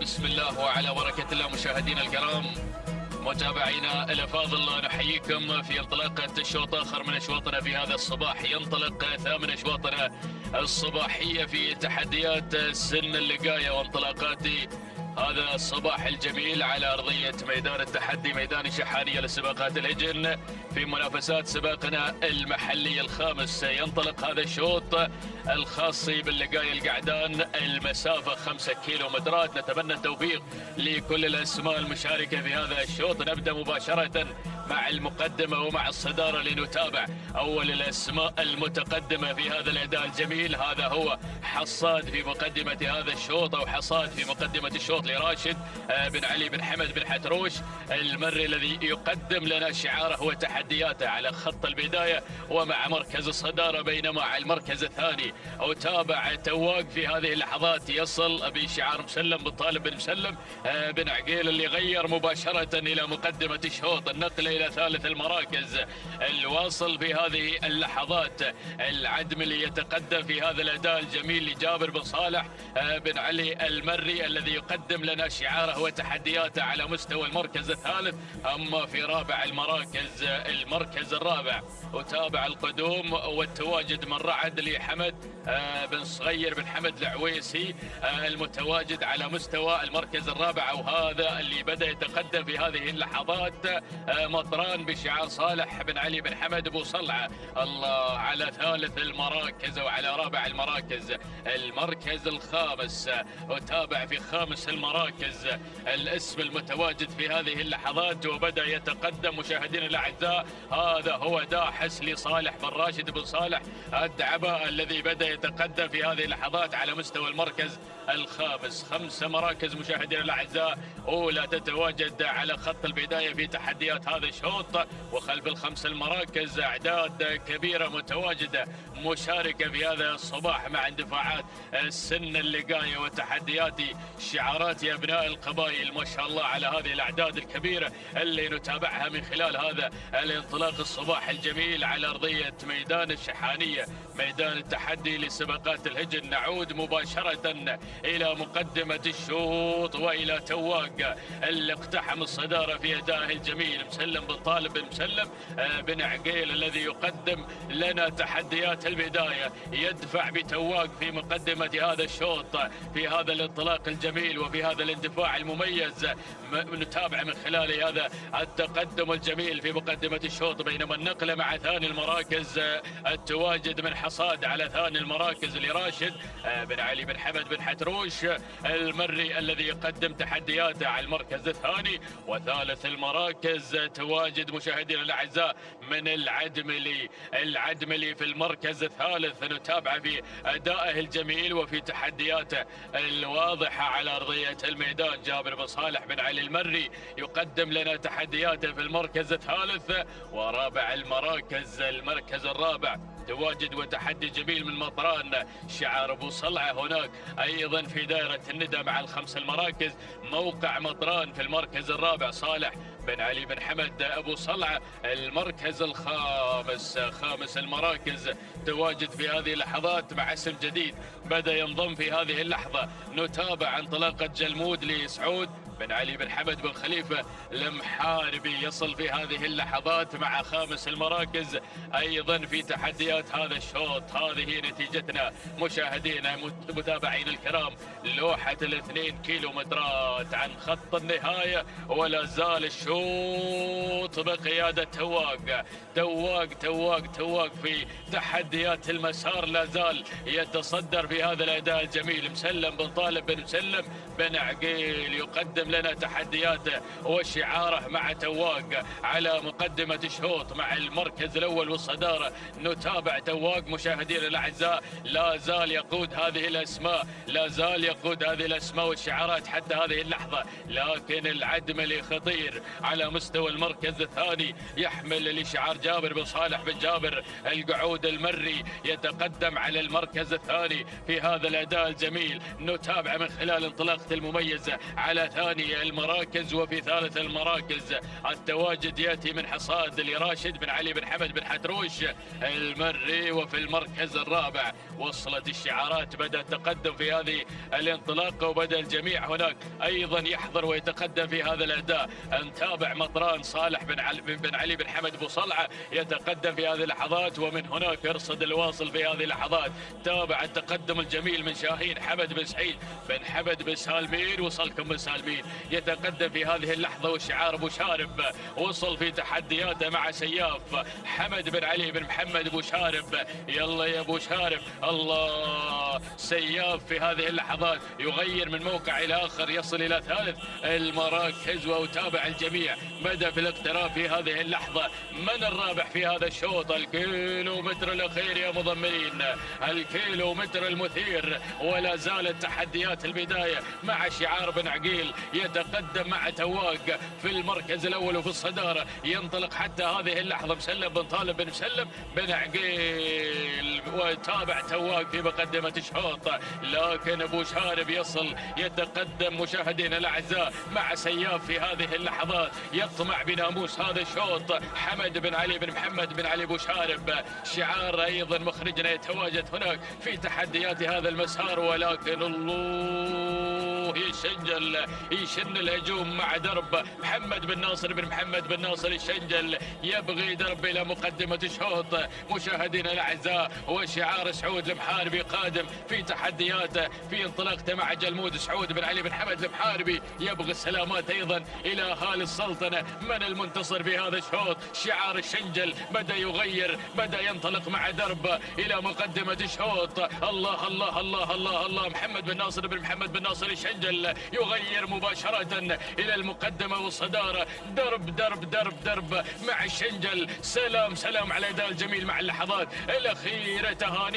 تهانينا والناموس من هذه اللحظة لمحمد بن ناصر بن محمد الشنجل على فوز درب ينتصر، درب يحقق الناموس. تهانينا والناموس لمحمد بن ناصر بن محمد الشنجل على فوز درب المركز الأول. بينما ثاني المراكز من وصل في جلمود لسعود بن علي بن حمد بن خليفة المحاربي. المركز الثالث كان من نصيب تواق لمسلم بن طالب بن مسلم بن عقيل. المركز الرابع يحمل الرقم 50 وضاح لعبد الهادي بن منصور بن عبد الهادي بن نايفة. وفي المركز الخامس من وصل في سياف لحمد بن علي بن محمد أبو شارب. هذه النتيجة مشاهدينا الأعزاء متابعينا الكرام. نعود إلى التوقيت الزمني مع درب قطع ال5 كيلومتر في 7 دقائق 41 ثانية 69 جزء من الثانية. تهانينا والناموس لمحمد بن ناصر بن محمد بن ناصر الشنجل على فوز درب المركز الأول، بينما ثاني المراكز من وصل في جلموت توقيته 7 دقائق 43 ثانية 68 جزء من الثانية. تهانينا لسعود بن علي بن حمد بن خليفة المحاربي. المركز الثالث تواق وتوقيته 7 دقائق 43 ثانية 72 جزء من الثانية. تهانينا لمسلم بن طالب بن مسلم بن عقيل.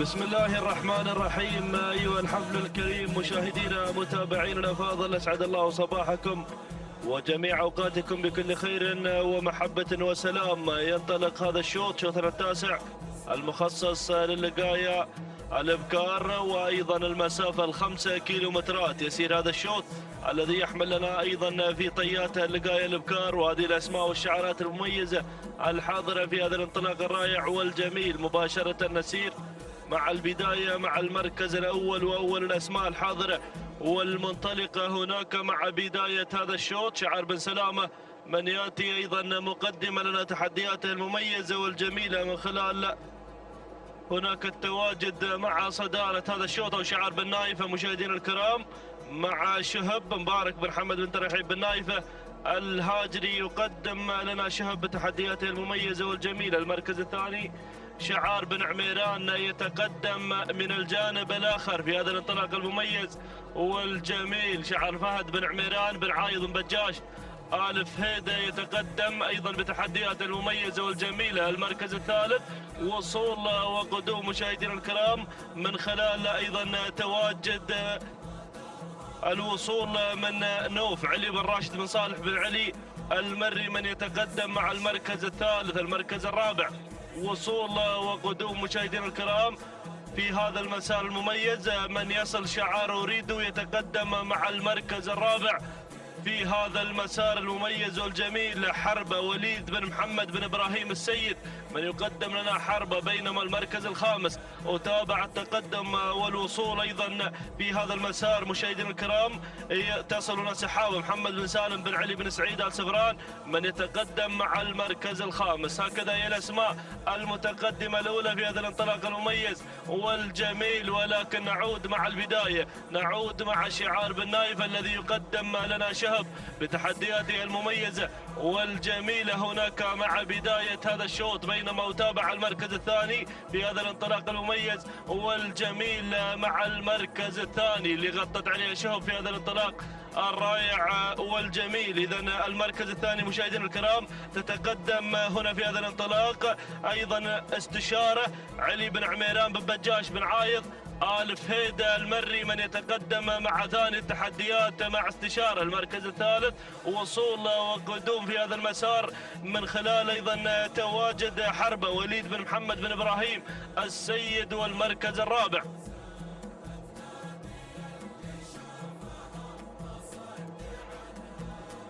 المركز الرابع وصول وتقدم مشاهدينا الكرام من قبل نوف علي بن راشد بن صالح بن علي المري من يتقدم مع المركز الرابع في هذا المسار المميز والجميل. المركز الخامس وصول وتقدم من شعار العطية يتقدم في هذا الانطلاق الرائع والجميل. يا سلام، وصول في هذا المسار من برقية محمد بن خالد بن عبد الله العطية التي تقدمت أيضا بدورها ووصلت نحو المركز الثالث في هذا المسار. وتابع المركز الرابع وصول وقدوم مشاهدينا الكرام من قبل الدوحة جابر بن علي بن سالم الجربوعي المري الذي يصل أيضا بتحدياته المميزة والجميلة. وخامس المراكز وصول وتقدم مشاهدينا الكرام من قبل اللي واصل في هذا المسار دعاذيع راشد بن هادف بن محمد بن محسن بن نديلة من يتقدم أيضا في هذا المسار المميز والجميل. هكذا هي الأسماء، ولكن عودة مع البداية، عودة مع شعار بن نايفة وتحدياته المميزة والجميلة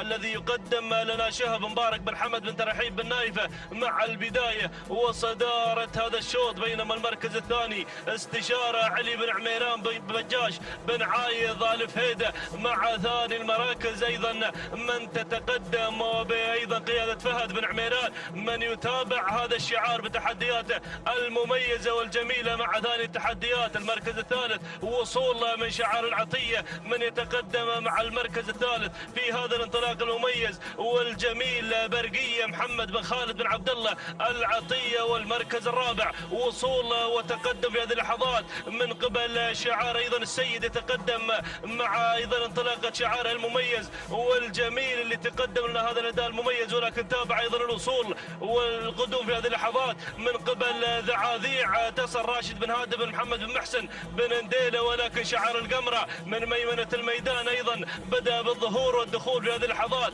مقدمة لنا تحديات المميزة والجميلة. يا سلام، الأسماء بدأت بالظهور والشعارات بدأت مشاهدينا الكرام بالاقتراب نحو المراكز الأولى في هذه اللحظات. تابع أيضا الوصول والتقدم من شعار الشنجل مقدمة لنا انطلاقة أخيرة محمد بن ناصر الشنجل وصل أيضا في هذا المسار المميز والجميل. وأيضا من الجانب الآخر دخول وتقدم مشاهدينا الكرام من مصيحة صالح بن محمد بن سالم بن سعيد بن راشد أيضا وصل في هذا الانطلاق المميز والجميل. ووصول أيضا مشاهدينا الكرام من قبل قناعة صالح بن حمد القمرة ووصول من شعار العطية يتقدم في هذا المسار مع غي محمد بن حمد بن خليفة العطية بدأ أيضا يتقدم في هذا المسار الرائع والجميل. ولكن عودة مع البداية، عودة مع شهب وبوابة الكيلومتر الأخير يا بن نايفة مع صدارة هذا الشوط. يقدم لنا شهب بتحدياته المميزة والجميلة مبارك بن حمد بن ترحيب بن نايفة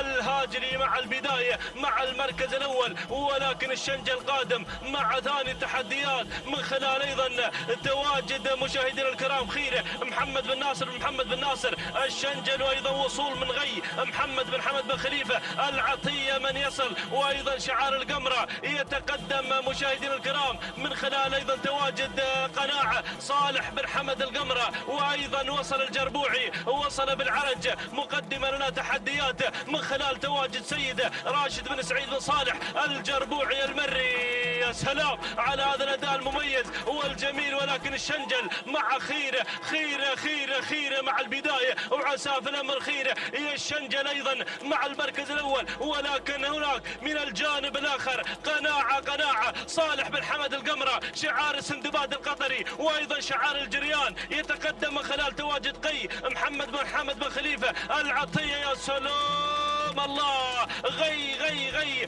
من انتقلت نحو الصدارة نحو المركز الأول وصدارة هذا الشوط أيضا في هذا المسار المميز محمد بن حمد بن خليفة العطية. والشنجل يحاول والقمرة من ميمنة الميدان وبالعرج أيضا قادم. ولكن غي ولا قناعة الأمتار الأخيرة الشنجل القمرة العطية. لكن العطية سلام الجريان، سلام تهانينا والناموس لمحمد بن حمد بن خليفة العطية على هذا الفوز وهذا الانتصار. المركز الثاني وصلت قناعة صالح بن حمد القمر. المركز الثالث وصلت خيره محمد بن ناصر الشنجل. المركز الرابع وصلت سيدة راشد بن سعيد بن صالح الجربوعي المري. والمركز الخامس وصلت الظبي سعود بن سالم بن جابر الجربوعي المري. هكذا مشاهدينا الكرام متابعين الأفاضل تابعنا هذا الشوط. ولكن حضر شعار الجريان مقدما لنا غي توقيتها الزمني 7 دقائق 39 ثانية 45 جزء من الثانية. تهانينا والناموس لمحمد بن حمد بن خليفة العطية. بينما المركز الثاني وصلت قناعة توقيتها الزمني 7 دقائق 39 ثانية 57 جزء من الثانية. تهانينا والناموس لصالح بن حمد القمر. المركز الثالث وصلت خيرة وتوقيتها الزمني 7 دقائق 39 ثانية 75 جزء من الثاني. تهانينا والناموس لمحمد بن ناصر الشنجل.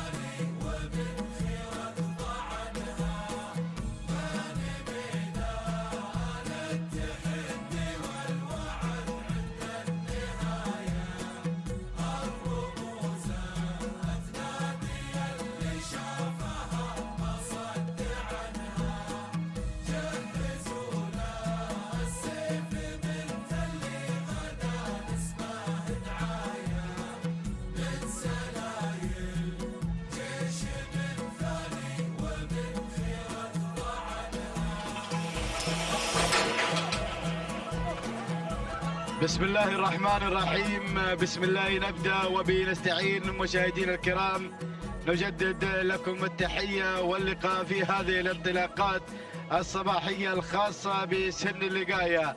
على بركة الله ينطلق عاشري أشواطنا في هذا الصباح، شوط خاص بالقعدان. نتابع هذه الانطلاقات، نتابع هذه الشعارات، هذه الأعداد التي بدأت بالتزايد، بدأت بالظهور من خلال هذه الأشواط العامة، الأشواط الخاصة بشعارات أبناء القبائل. على بركة الله نبدأ مع هذه الانطلاقة، نتابع هذه المسيرة. أبدأ مع أول المراكز، أتابع شاهين عبد الله بن مبارك بن راشد الشهواني من يبدأ بالصدارة، بينما أتابع القادم من الجانب الآخر هناك والتسلل في هذه اللحظات من الصولجان. طالب بن مسلم بن طالب بن عقيل يتقدم مع أول المراكز، بينما أتابع الفارس القادم مع ثاني الأسماء سعود بن سالم بن صالح الجربوعي المري. يصل الفارس ينطلق مع ثاني المراكز من الجانب الآخر. أتابع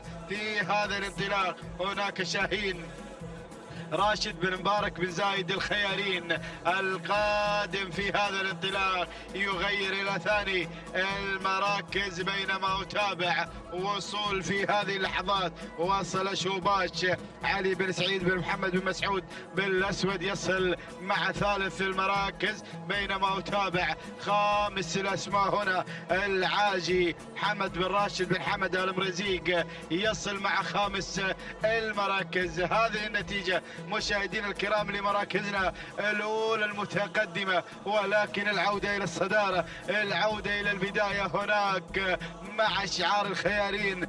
من يغير على الصدارة شاهين راشد بن مبارك بن زايد الخيارين، ينطلق مع أول المراكز مع هذه الاندفاع المميزة وانطلاقة شاهين على البداية والصدارة، بينما أتابع ثاني الأسماء هنا الصولجان طالب بن مسلم بن طالب بن عقيل يتقدم مع ثاني المراكز، ووصول من زاهي عبد الهادي بن سيف بن فهد آل سيف الخيارين، بينما أتابع الأسماء هناك من الجانب الآخر.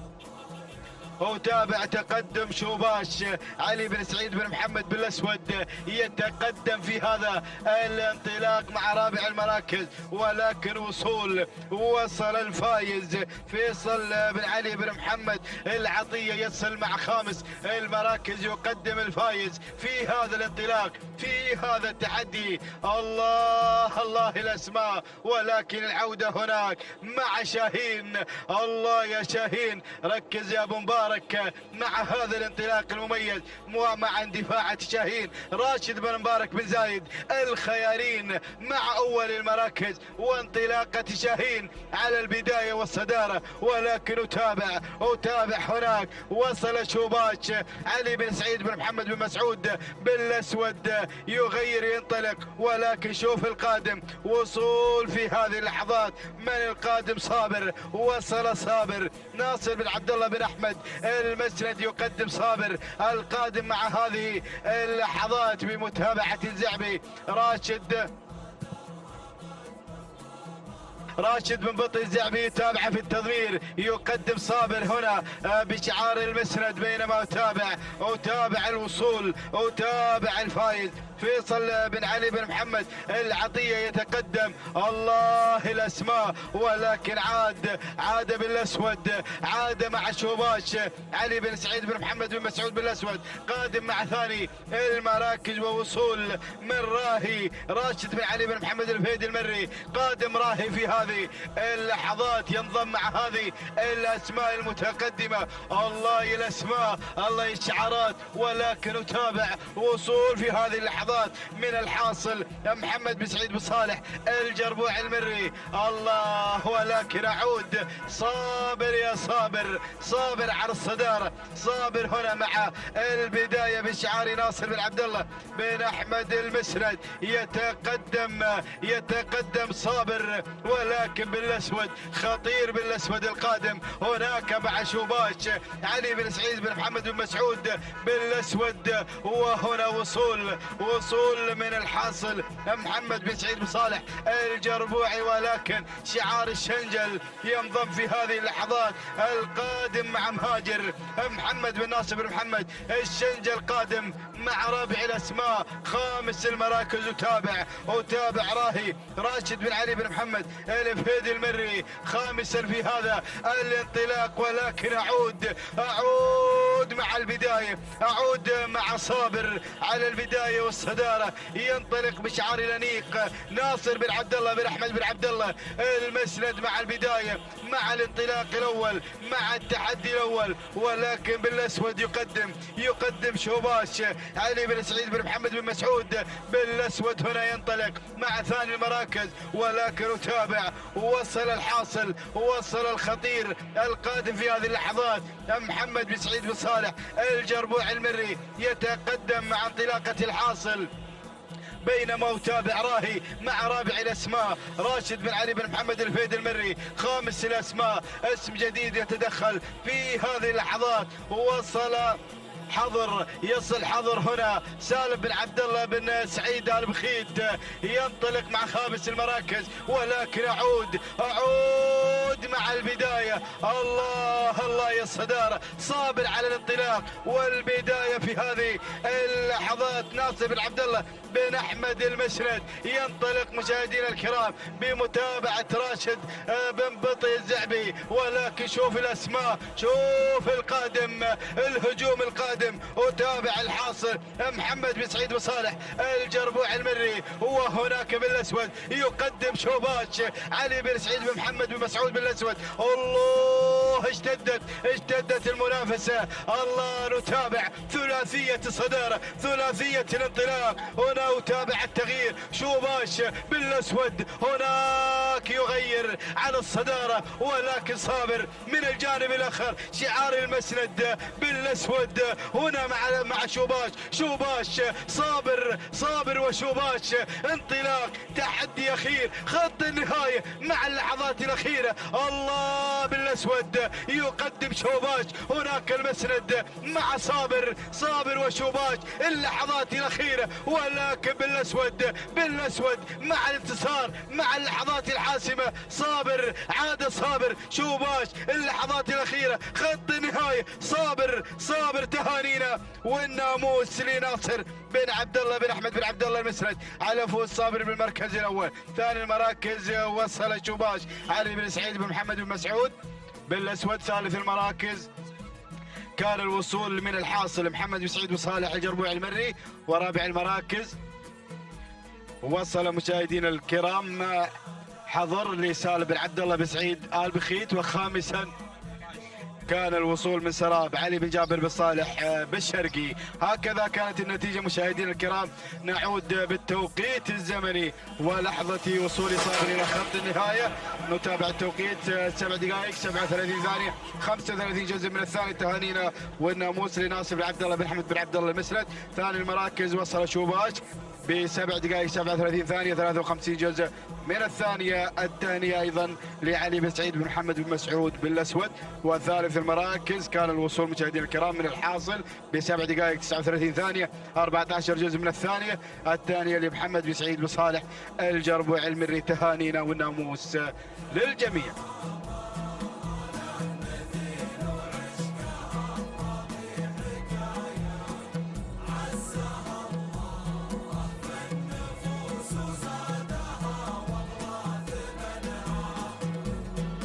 بسم الله الرحمن الرحيم. مشاهدينا ومتابعينا الكرام، اسعد الله صباحكم بكل خير وبركة من هنا من ميدان التحدي، ميدان الشحانية لسباقات الهجنة العربية الأصيلة، مع انطلاقات هذا اليوم الخاصة لسن اللقاية ضمن هذا السباق المحلي الخامس. ينطلق مشاهدي الأعزاء الشوط 11 وهو شوط مخصص للأبكار. نتابع مقدمة هذا الشوط. والمركز الأول طرب لزايد بن غانم بن زايد الخيارين على أول المراكز، بينما المركز الثاني نتابع القادمة في هذه اللحظات والمنطلقة الفائزة لخالد بن صالح بن راشد النابت المري، يتواجد على المركز الثاني. بينما المركز الثالث نتابع في هذه اللحظات التقدم والانطلاق على مستوى المركز الثالث. نتابع مشاهدينا الكرام هذه القادمة مشاهدينا الأعزاء في هذا التحدي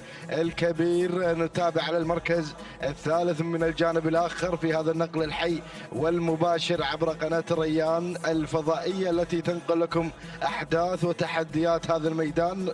نتابع مشاهدينا الأعزاء معزة لفالح بن راشد بن فالح الهاجري على مستوى المركز الثالث، بينما المركز الرابع من الجانب الآخر القادمة والمنطلقة في هذا التحدي الكبير تصل في هذه اللحظات الدوحة لجبر بن جاسم بن ربيع بن عيسى الكواري، يحتل المركز الرابع. بينما المركز الخامس ننتقل مباشرة مشاهدينا الأعزاء لنتابع في الكادر الأسفل عبر قناة الريان الفضائية، نقل مباشرة إلى المركز الخامس.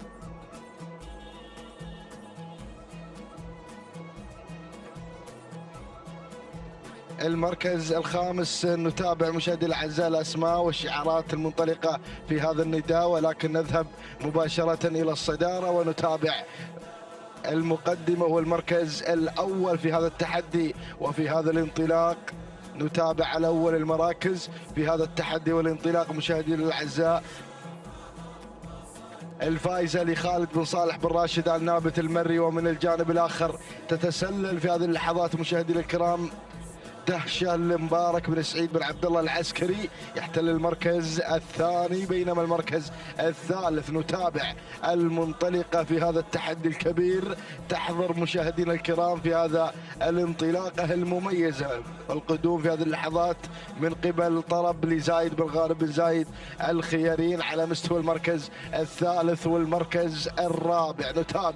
نتابع مشاهدينا الكرام الوصول من قبل مزون لسالم بن سعيد بن سالم الوارد المري، يحتل المركز الرابع. بينما المركز الخامس نتابع مشاهدينا الكرام هذه الحذرة لعلي بن سالم بن جابر الجربوع المري. هذه النتيجة مشاهدينا الأعزاء للمراكز الخمسة الأولى، ونعود مباشرة إلى البداية لنتابع السيطرة في هذا الشوط. من اللي تحمل رقم 16 الظبي لخميس بن محمد بن خميس بن عويضة المريخي. نتابع هذا الشعار المميز يتواجد على البداية. بينما المركز الثاني الفائزة لخالد بن صالح بن راشد النابت المري، يحتل المركز الثاني. والمركز الثالث من الجانب الآخر شعار الخيارين يتواجد مع طرب لزايد بن غانم بن زايد الخيارين، يحتل المركز الثالث. بينما المركز الرابع نتابع معزة لفالح بن راشد بن فالح الهاجري، يحتل المركز الرابع. بينما المركز الخامس، خامس المراكز وخامس التحديات الحذرة، نتابع مشاهدينا الكرام القدوم في هذه اللحظات والانطلاقة في هذا الشوط. يا سلام، وصلت في هذا التحدي ثبوت لمحمد بن سريع بمحمد الكعبي، يحتل المركز الخامس. هذه النتيجة مشاهدي الأعزاء للمراكز الخمس الأولى، وهناك سيل جارف قادم من المراكز الخلفية. نترقب دخول جديد على المراكز الأولى، ولكن نذهب إلى شعار المريخي. يا سلام يا سلام على المقدمة هذه مشاهدينا الكرام. نتابع المنطلقة الظبي خميس بن محمد بن خميس بن عويضة المريخي على البداية، ينطلق مع الظبي على المركز الأول، ولكن القادمة معزة فلاح بن راشد بن فلاح الهاجري على مستوى المركز الثاني والمركز الثالث. نتابع القدوم من قبل طرب زايد بن غانم بن زايد الخيارين، يحتل المركز الثالث والمركز الرابع. هذه مشاهدينا الكرام القادمة ثبوت لمحمد بن سريع بن محمد الكعبي، يحتل المركز الرابع. بينما المركز الخامس نتابع في هذه اللحظات مشاهدينا الأعزاء القدوم والانطلاق مشاهدينا الكرام من قبل الجذابة لسالم بن سعيد لسيد سعيد بن سالم بن سعيد الجربوعي المري، ولكن أرى شعار أيضا قادم بكل قوة هنا بشاير محمد بن فرا بن عتيق البريد المري على مستوى المركز الخامس. هذه النتيجة، ولكن شعار المريخي مع الظبي، ظبي الفلا، رمز العطاء، معنى الوفاء. يا سلام يا سلام يا الظبي لخميس بن محمد بن خميس بن عويضة المريخي في هذه الانطلاقة، يقدم الظبي، ولكن القادمة في هذه اللحظات مشاهدينا الكرام نتابع الوصول والانطلاق من قبل هذا الشعار مع معزة. فلاح بن راشد بن فلاح الهاجري يحتل المركز الثاني، وهنا أيضا مشاهدينا الأعزاء القادمة بكل قوة نتابع وهج محمد بن حمد بن عيسى المناعي، ولكن الله يا الظبي خط النهاية مشاهدينا الكرام ما بين الظبي وشعار المناعي مع وهج على المركز الأول. غيرت وهج مشاهدي الأعزاء في الأمتار الأخيرة. تهانينا والناموس لمحمد بن حمد بن عيسى المناعي على البداية، يقدم هذا الانطلاق. أو هنا مشاهدين الأعزاء ثبوت لمحمد بن سريع بن محمد الكعبي، يقدم ثبوت في هذا الانطلاق، وبقيادة سعيد بن بطي الزعبي يقدم هذه الانطلاقة الجميلة. تهانينا والناموس على هذا الفوز، تهانينا لمالك وهج لمحمد، تهانينا والناموس لمحمد بن سريع بن محمد الكعبي على هذا الفوز مع ثبوت. بينما المركز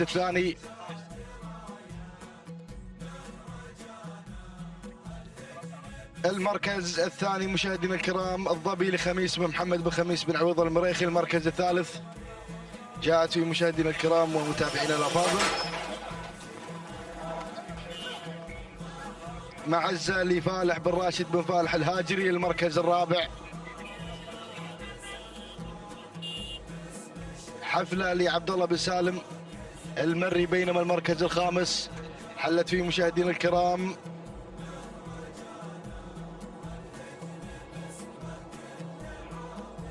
المركز الخامس مشاهدينا الكرام جاءت فيه الغزية لمحمد بن طالب محمد بن عقيلان نابت المري. إذا مشاهدينا الأعزاء تهانينا وناموس مرة أخرى لمالك ثبوت من فازت بناموس هذا الشوط محمد بن سريع بن محمد الكعبي، والتهنئة للمضمر سعيد بن بطي الزعبي من قدم ثبوت فائزة بالمركز الأول 7 دقائق 35 ثانية و89 جزء من الثاني. تهانينا والناموس. بينما المركز الثاني حلت فيه مشاهدينا الكرام الظبي للسيد خميس بن محمد بن خميس بن عويضة المريخي 7 دقائق 36 ثانية 76 جزء من الثانية. تهانينا والناموس. بينما المركز الثالث جاءت فيه مشاهدينا الكرام ومتابعينا الأفاضل معزة لفالح بن راشد بن فالح الهاجري، توقيت الزمن 7 دقائق 43 ثانية و37 جزء من الثانية. تهانينا والناموس لجميع الفائزين.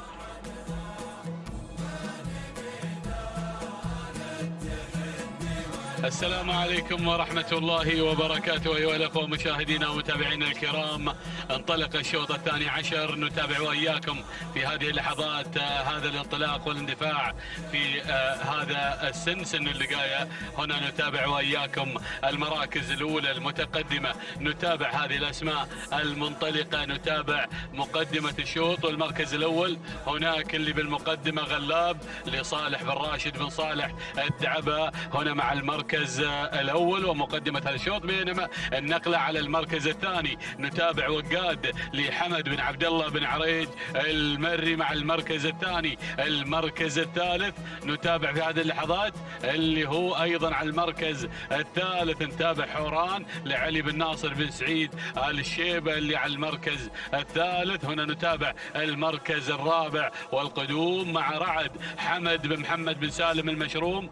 هنا في هذه اللحظات قادم هنا شعار المشروم على المركز الرابع. المركز الخامس نتابع شاهين لحمد بن مبارك بن حمد آل عويرة الكربي. هنا قادم شعار أيضا هنا زميلنا الإعلامي صالح الكربي. نتابع في هذه اللحظات مع الخمس المراكز الأولى ونتابع هذه الشعارات المنطلقة، نتابع هذه الأسماء أيضا هنا في هذه اللحظات. نتابع المقدمة ونعود إلى مقدمة مقدمة الشوط وإلى شعار الدعبة على المركز الأول على المقدمة مع غلاب على المقدمة. يا سلام على هذا الانطلاق والاندفاع. بينما المركز الثاني نتابع حوران لعلي بن ناصر بن سعيد آل الشيبة هناك في هذه اللحظات. هنا نتابع هذا الانطلاق. بينما المركز الثاني من بدأ هنا على المركز الثاني اللي حوران لعلي بن ناصر بن سعيد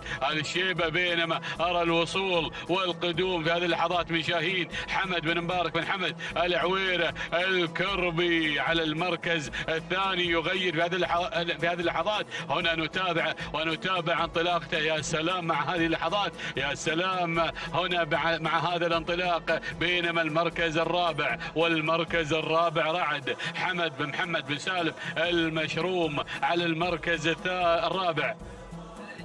المركز الخامس نتابع في هذه اللحظات القدوم من لهب سالم بن عبد العزيز بن شنان المري وبقيادة سعود بن شنان. هنا في هذه اللحظات نتابع هذا الانطلاق مع الخمس المراكز المنطلقة وبنعود إلى المقدمة. يا سلام يا هذا الأداء. شوفوا المقدمة، شوفوا غلاب لصالح بن راشد الدعبة، ولكن الله يا شاهين حمد بن مبارك بن حمد العويرة الكربي. يلا نبينا سلام إلى نجران مباشرة، إلى زميلنا المتواجد في نجران صالح بن مبارك الكربي. السلام مع هذا الأداء والتميز والانطلاق إلى مقدمة هذا الشوط. نبينا سلامات ونبينا فوز. أيضا يرسل إلى آل الطهش في أيضا نجران. هناك نتابع الانطلاق في المقدمة واندفاعة شاهين من لديه إنجازات في العام الماضي. نتابع في هذه اللحظات هنا بهذا الانطلاق والاندفاع في مقدمة هذا الشوط. نتابع شاهد يا مشاهد، شاهد هذا الأداء ما شاء الله على هذا الانطلاق والاندفاع. هنا نتابع بشعار الكربي. بينما المركز الثاني نتابع غلاب صالح بن راشد الدعبة. المركز الثالث رعد حمد بن محمد بن سالم المشروم. المركز الرابع نتابع شعار الشيبة أيضا قادم هناك مع حوران علي بن ناصر بن سعيد الشيبة اللي على المركز الرابع. هنا في هذه اللحظات المركز الخامس الله يا معزز هادي بن مسعود. هنا بن عبدون قادم، بن عبدون أيضا هذا القعود حاصل على نقطة في السباق الماضي، حاصل على نقطة، فايز أيضا معنا في المحلي الماضي. هنا معزز اللي قادم مع خامس المراكز. وركز يا هادي يا بن عبدون أيضا. بينما نعود إلى المقدمة وإلى الصدارة. هنا نتابع في هذه اللحظات المقدمة والصدارة. نتابع هناك المركز الأول شاهين حمد بن مبارك بن حمد العويرة الكربي مع بوابة الكيلومتر الأخير. الله يا شاهين انطلق شاهين، اندفع شاهين، عينه على التوقيت شاهين. الله يا سلام. واللي بغيت السبق متواصل من رحل شاهين وعياله. يا سلام يا شاهين اللي في مقدمة الشوط اندفع دفع تلقائي، عصاته مثبتة في بطانه. بينما المركز الثاني والوصول هناك مع اللي قادم ذرب لعبد الله بن راشد بن صقر المريخي. المركز الثالث هناك ايضا قدوم من معزز هادي بن مسعود بن عبدون. المركز الرابع جلمود حمد بن علي بن محمد بن ديل الف هيده على المركز الرابع. ولكن بنعود الى شاهين على المقدمة، عصاته مثبتة في بطانه. شاهين هنا في مقدمة هذا الشوط. حمد بن مبارك بن حمد العويرة الكربي. يا سلام على هذا الأداء مع 300 متر الأخيرة. وبنسلم هنا أيضا على هذا الفوز. سلام والتحية والاحترام. هنا نشاهد شاهين تهانينا هنا على هذا الفوز. لا للطهش على هذا الناموس. تهانينا للعويرة الكربي. سلام يا صالح أيضا يا زميلنا الإعلامي. تهانينا هنا على هذا الفوز. شاهين لحمد بن مبارك بن حمد العويرة الكربي على فوزه في هذا الشوط. بينما المركز الثاني نتابع الوصول من دربي عبد الله بن راشد بن صقر المريخي. المركز الثالث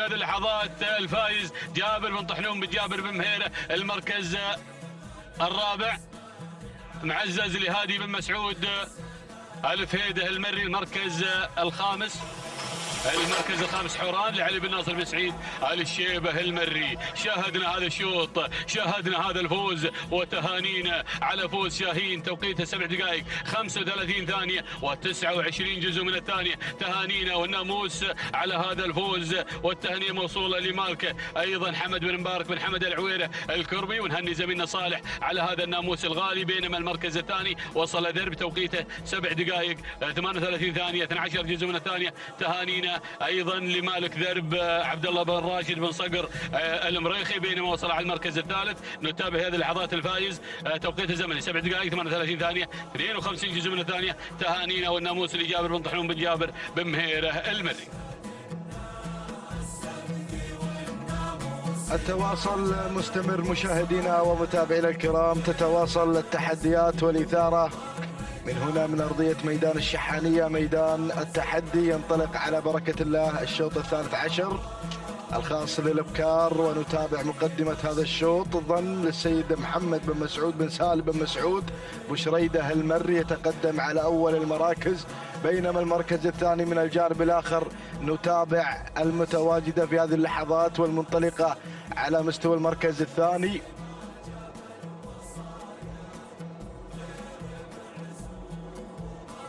المركز الثاني مشاهدينا الكرام في هذه الانطلاقة نتابع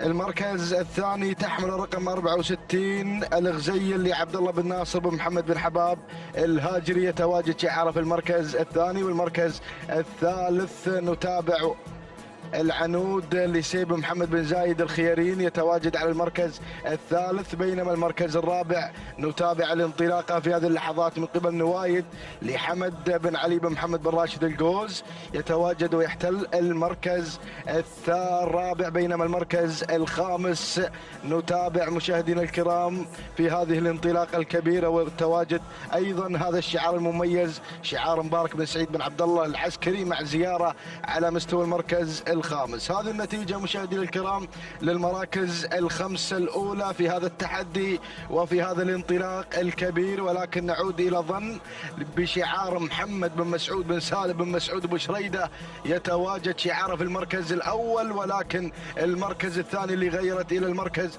الأول. نتابع مشاهدينا الكرام القادمة، وأيضا هنا مشاهدي الاعزاء الغزيل لعبد الله بن ناصر بن محمد بن حباب الهاجري، يتواجد مع الغزيل في المركز الثاني. بينما المركز الثالث مع انتصاف المسافه نتابع مشاهدينا الكرام الوصول من قبل نوايد لحمد بن علي بن محمد بن راشد الجوز، هذا هو شعار الجوز، ياتي على المركز الثالث. بينما المركز الرابع نتابع مشاهدينا الكرام في هذه الوصول وفي هذه الانطلاقة من قبل مشاهدينا الكرام بنت الحنيش لمحمد بن صباح بن سيف الماجد النعيمي مع بنت الحنيش على المركز الرابع. والمركز الخامس هذه مشاهدينا الاعزاء ثمينة لحسين بن راشد بن حسين بن سعيد الجربوع المري. هذه المراكز الخمسة الأولى الفايف ستار على صدارة هذا الشوط. ولكن نعود مباشرة إلى ظن تتواجد على البداية بشعار محمد بن مسعود بن سالم بن مسعود بشريدة العذبة المري، يتواجد على المقدمة. ولكن من الجانب الآخر اللي تحمل الرقم 61 هذه مشاهدي الأعزاء مزنة، شعار الهديفي حمد بن غالب السلطان الهديفي، يتواجد مع المركز الثاني. بينما المركز الثالث القادمة نوايد حمد بن علي بن محمد بن راشد الجوز، يتواجد على المركز الثالث. بينما المركز الرابع الشحانية تصل في هذه الانطلاقة أو هذه مشاهدينا الأعزاء القادمة في هذه اللحظات والمنطلقة. نتابع الغزيل شهوان بن غانم بن عبد الهادي الشهواني، وهنا أيضا وصول أسماء مميزة وشعارات خطيرة تشارك في هذا الشوط. نتابع مشاهدينا الكرام الوصول والتقدم في هذه اللحظات من قبل هذا الشعار المميز من قبل الشحانية علي بن سالم بن جابر الجربوع المري. غير مباشرة إلى البداية، ولكن أرى أسماء، أرى أيضا 6 مراكز في موقع واحد في هذا التجمع الكبير، ولكن نذهب مباشرة إلى البداية لنتابع الشحانية لعلي بن سالم بن جابر الجربوع المري. بينما المركز الثاني نتابع القادمة عز محمد بن طالب محمد بن عقيل النابت المري. بينما المركز الثالث نتابع ظن محمد بن مسعود بن سالم بن مسعود بشريده العذبه المري. بينما المركز الرابع يصل شعار الهديفي، أحد الشعارات الخطيرة في هذا العالم الساحر، يقدم مزنة حمد بن غالب بن سلطان الهديفي. بينما المركز الخامس نتابع هذا الوصول الكبير من قبل الزعفرانة سعيد بن سالم بن سنيد الدعية يتقدم في المركز الخامس. هذه النتيجة مشاهدينا الكرام للمراكز الخمسة الأولى. نذهب بحضراتكم إلى البداية لنتابع شعار برنس المضمرين يتواجد على البداية. يقدم لنا عز محمد بن طالب محمد بن عقيل النابت المري 1200 عن خط النهاية. وأتابع الشحانية بدأت تنطلق في المركز الثاني لعلي بن سالم بن جابر الجربوع المري. بينما المركز الثالث تصل في هذه اللحظات الزعفرانة سعيد بن سالم بن سنيد الدعية. وكذلك وصول مميز في هذه اللحظات من قبل ثمينة حسين بن راشد بن حسين بن سعيد الجربوع المري. شعار بالعرج قادم بكل قوة، ولكن أيضا القادمة في هذه اللحظة مواجه علي بن مبخوت بن محمد بن مسعود بن جابر المري على مستوى المركز الخامس. ولكن نعود إلى البداية، نعود إلى عز. يا سلام، الله يا عز على الصدارة عز، ولكن شعار بالعرج قادم مع ثمينة حسين بن راشد بن حسين بن سعيد بالعرج المري. يقدم لنا ثمينة في المركز الأول، ولكن القادمة مشاهدي الأعزاء عز تشكل خطر وتنطلق في المركز الثاني بشعار أيضا بن عقيل. ولكن هنا شعار بالعرج مع البداية مع ثمينة مع البداية، ثمينة مع الناموس حسين بن راشد بن حسين بن سعيد الجربوع المري. ولكن عز تحاول في الأمتار الأخيرة لمحمد بن طالب محمد بن عقيل النابت المري. اللحظات الأخيرة برنس المضمرين، وهنا أيضا شعار بالعرج، ولكن خلاص خطف الناموس بن عقيل. سلام يا البرنس، سلام على هذا الأداء المميز. تهانينا والناموس لمالك عز محمد بن طالب محمد بن عقيل النابت المري على فوز عز بالمركز الأول واختطافها للناموس هذا الشوط. المركز الثاني ثمينة لحسين بن راشد بن حسين بن سعيد الجربوع المري. المركز الثالث جاءت في مشاهدي الكرام الشحانية لعلي بن سالم بن جابر الجربوع المري. المركز الرابع كان الوصول مشاهدي الأعزاء من قبل غزالة لمبارك بن عبد الله بن مسفر بن سفران المري. بينما المركز الخامس حلت فيه مشاهدينا الكرام الزعفران اللي سعيد بن سالم بن سنيد الدعية. إذا مشاهدي الأعزاء تهانينا والناموس لمالك عز على هذا الفوز. التوقيت الزمني 7 دقائق 36 ثانية و92 جزء من الثانية. تهانينا والناموس لبرنس المضمرين محمد بن طالب بن محمد بن عقيل النابت المري. بينما المركز الثاني حلت فيه مشاهدينا الكرام ثمينة لحسين بن راشد بن حسين بن سعيد الجربوع المري. 7 دقائق 38 ثانية و94 جزء من الثانية. تهانينا والناموس. بينما المركز الثالث الشحانية لعلي بن سالم بن جابر الجربوع المري، والتوقيت الزمني 7 دقائق 43 ثانية وجزئين من الثانية. تهانينا والناموس لجميع الفائزين.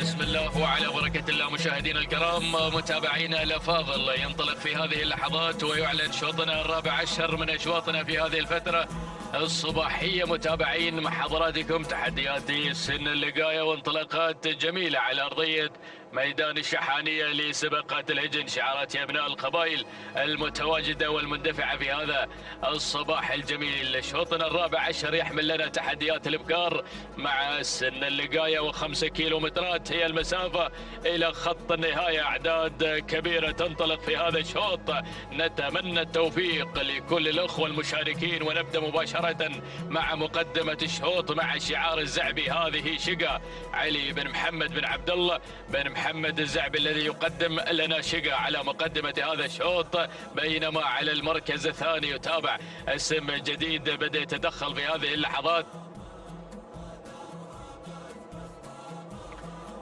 اللي غيرت مباشرة في هذه اللحظات، وهذا التقدم الجميل من الشعارات أيضا المشاركة والمزينة لأرضية الميدان. ما شاء الله شوف الأعداد الكبيرة في منافسات سباقنا المحلي الخامس. الجميع حضر هنا ليسجل بصمة جميلة في هذا الملتقى الرياضي الأصيل، ومع انطلاقات الأصايل وتحديات هذه الهجن العربية الأصيلة. نتابع معكم مشاهدينا الأعزاء هذه الأشواط الجميلة بتحدياتها الرائعة والمميزة. مقدمة الشوط تواجد جميل من هذا الشعار مع النجومية مشاهدينا الأعزاء اللي تابعها من خلال أيضا تقدم وانطلاقة هذا الشعار المميز والجميل. هذه مشاهدينا الأعزاء الدوحة لعلي بن راشد بن علي المعاضيد اللي يقدم لنا الدوحة في مقدمة هذا الشوط، بينما النقلة مع ثاني المراكز تواجد وانطلاق نتابع من خلال أيضا تواجد عزامة على المركز الثاني لسنيد بن علي بن سالم بن سنيد الدعية، وفي المركز ثالث المراكز تتواجد بروق لسلطان بن سالم بن خجيم العذبة على المركز الثالث. وفي رابع المركز الرابع نتابع التواجد في هذه اللحظات والتقدم من ميراد لمحمد بن سالم بن علي بن متعب الصعاق اللي خذت المركز الرابع. وخامس المراكز شعار البرنس يتواجد في هذا الأداء الجميل مع هذه النجومية الحاضرة، والانطلاق أيضا والتحدي من الغارية محمد بن طالب بن محمد بن عقيل. هذه نتيجتنا مشاهدينا الاعزاء للخمس المراكز المتقدمه في هذا الشوط، ولكن اعداد كبيره متواجده خلف دائره الندى نتابعها من خلال هذه اللقطه الجميله. شوف هذا السيل الجارف ما شاء الله على هذه الاعداد المشاركه في منافسات سباقنا المحلي الخامس. الله الله الله الله الله، اعداد كبيره تندفع في هذا الاداء الجميل في تحديات هذه الرياضه العربية الأصيلة. نعود إلى الشعار المعاضيد في مقدمة الشوط في المركز الأول وفي الصدارة من خلال تقدم الدوحة في المركز الأول. نتابعها لعلي بن راشد بن علي آل علي المعاضيد يقدم شعاره وتحدياته على البداية وعلى صدارة هذا الشوط، بينما في المركز الثاني عزامة في ثاني المراكز لسنيد بن علي بن سالم بن سنيد الدعية يتواجد مع عزامة على أيضا مركز الوصافة وتحديات هذا الشوط. بينما في المركز الثالث في ثالث المراكز الدفاع جميل من شعار بن عقيل يتواجد مع تقدم وانطلاقة الغارية اللي خذت المركز الثالث في هذه اللحظات. محمد بن طالب بن محمد بن عقيل يتقدم على مستوى المركز الثالث من خلال تواجد الغارية واندفاعاتها الجميلة على ثالث المراكز. وفي المركز الرابع اسم جديد بدأ ينضم، امثال تصل في هذه اللحظة لسالم بن عبد الله بن سعيد بن محمد البخيت بدأ يتقدم مع امثال. وفي المركز الخامس قادمة في هذه اللحظات عسيلة سعود بن عبد الله بن احمد النعيمي قادم في هذه اللحظات. شعار ابو عبد الله يلا هناك مع هذا التحدي الجميل في هذه اللحظات وبتواجد عسيلة. هذه النتيجة مشاهدينا الاعزاء متابعين الكرام للمراكز الخمسة المتقدمة في هذا الشوط. ولكن نعود مباشرة الى المقدمة والصدارة. الله يا عزامة سنيد بن علي بن سالم بن سنيد الدعية بدأت مشاهدينا الاعزاء بالمغادرة مبكرا في هذا التحدي الجميل في هذه الانطلاقة 1200 عن خط النهاية. يا راعي عزامة، هذه عزامة مشاهدينا الاعزاء معزمة مع هذا التحدي الجميل، تبغى يبغى الناموس والانتصار. المركز الثاني تابع الاسماء القادمه، شوف الشعارات الواصله وصلت في هذه اللحظات. اسيل محمد بن علي بن سعيد الحسن الفهيد قادم في اول اذاعه مع تحديات ثاني المراكز بتواجد اسيل. وفي المركز الثالث ايضا التواجد الجميل والانطلاق من سعاده لعلي بن عبد الله بن محمد الفهيد المري. وفي رابع المراكز ارصد الواصله في هذه اللحظات، شوف التقدم والاندفاع من خلال مستوى واصله في هذه اللحظات مبارك بن سعيد بن عبد الله العسكري. وهناك ايضا اسم جديد واصل في هذه اللحظات، وصلت ملشا لسعود بن فهيد بن مبارك المري. هذه النتيجه، ولكن نعود الى مقدمه الشوط. الله الله الله الله يا سعاده يا سعاده. هذه مشاهدين الاعزاء لعلي بن عبد الله بن محمد الفهيد المري، بدا يتقدم في هذه اللحظات مع الامثال الذباحه، ولكن العسكري قادم. وصلت مشاهدين الاعزاء، تقدمت في هذه اللحظات مستوى مبارك بن سعيد بن عبد الله بن برغش العسكري، يبغي ايضا التحديات والناموس في هذا الشوط، ولكن سعاده سعاده سعاده مشاهدين الاعزاء اعلنت تواجدها واسعدت جمهورها ومحبين هذا الشعار علي بن عبد الله بن محمد الفهيدي المري. واسعد الله صباحك مع فوز سعاده بالمركز الاول في هذا الشوط مع هذا العرض المثير واللحظات الاخيره. سلام سلام على هذا الاداء وعلى هذا المستوى المميز اللي تقدم سعاده في هذا الشوط. اسعد الله صباحك يا راعي سعاده. تهانينا لعلي بن عبد الله بن محمد الفهيد المري على هذا الفوز والانتصار. المركز الثاني من وصلت في ثاني المراكز الشاهينيه لمحمد بن ناصر بن محمد الشنجل.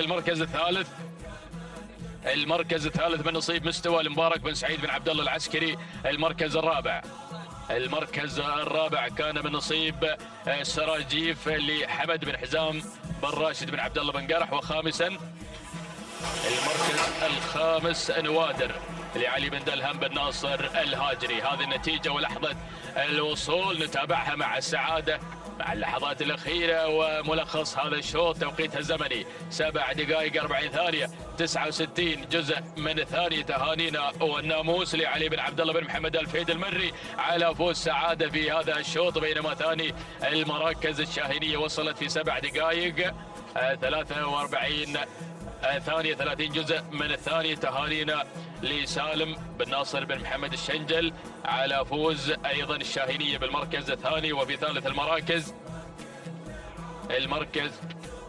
المركز الثالث من وصلت مشاهدينا الأعزاء مستوى وتوقيتها الزمني 7 دقائق 43 ثانية 82 جزء من الثانية. تهانينا لمبارك بن سعيد بن عبد الله بن برغش العسكري.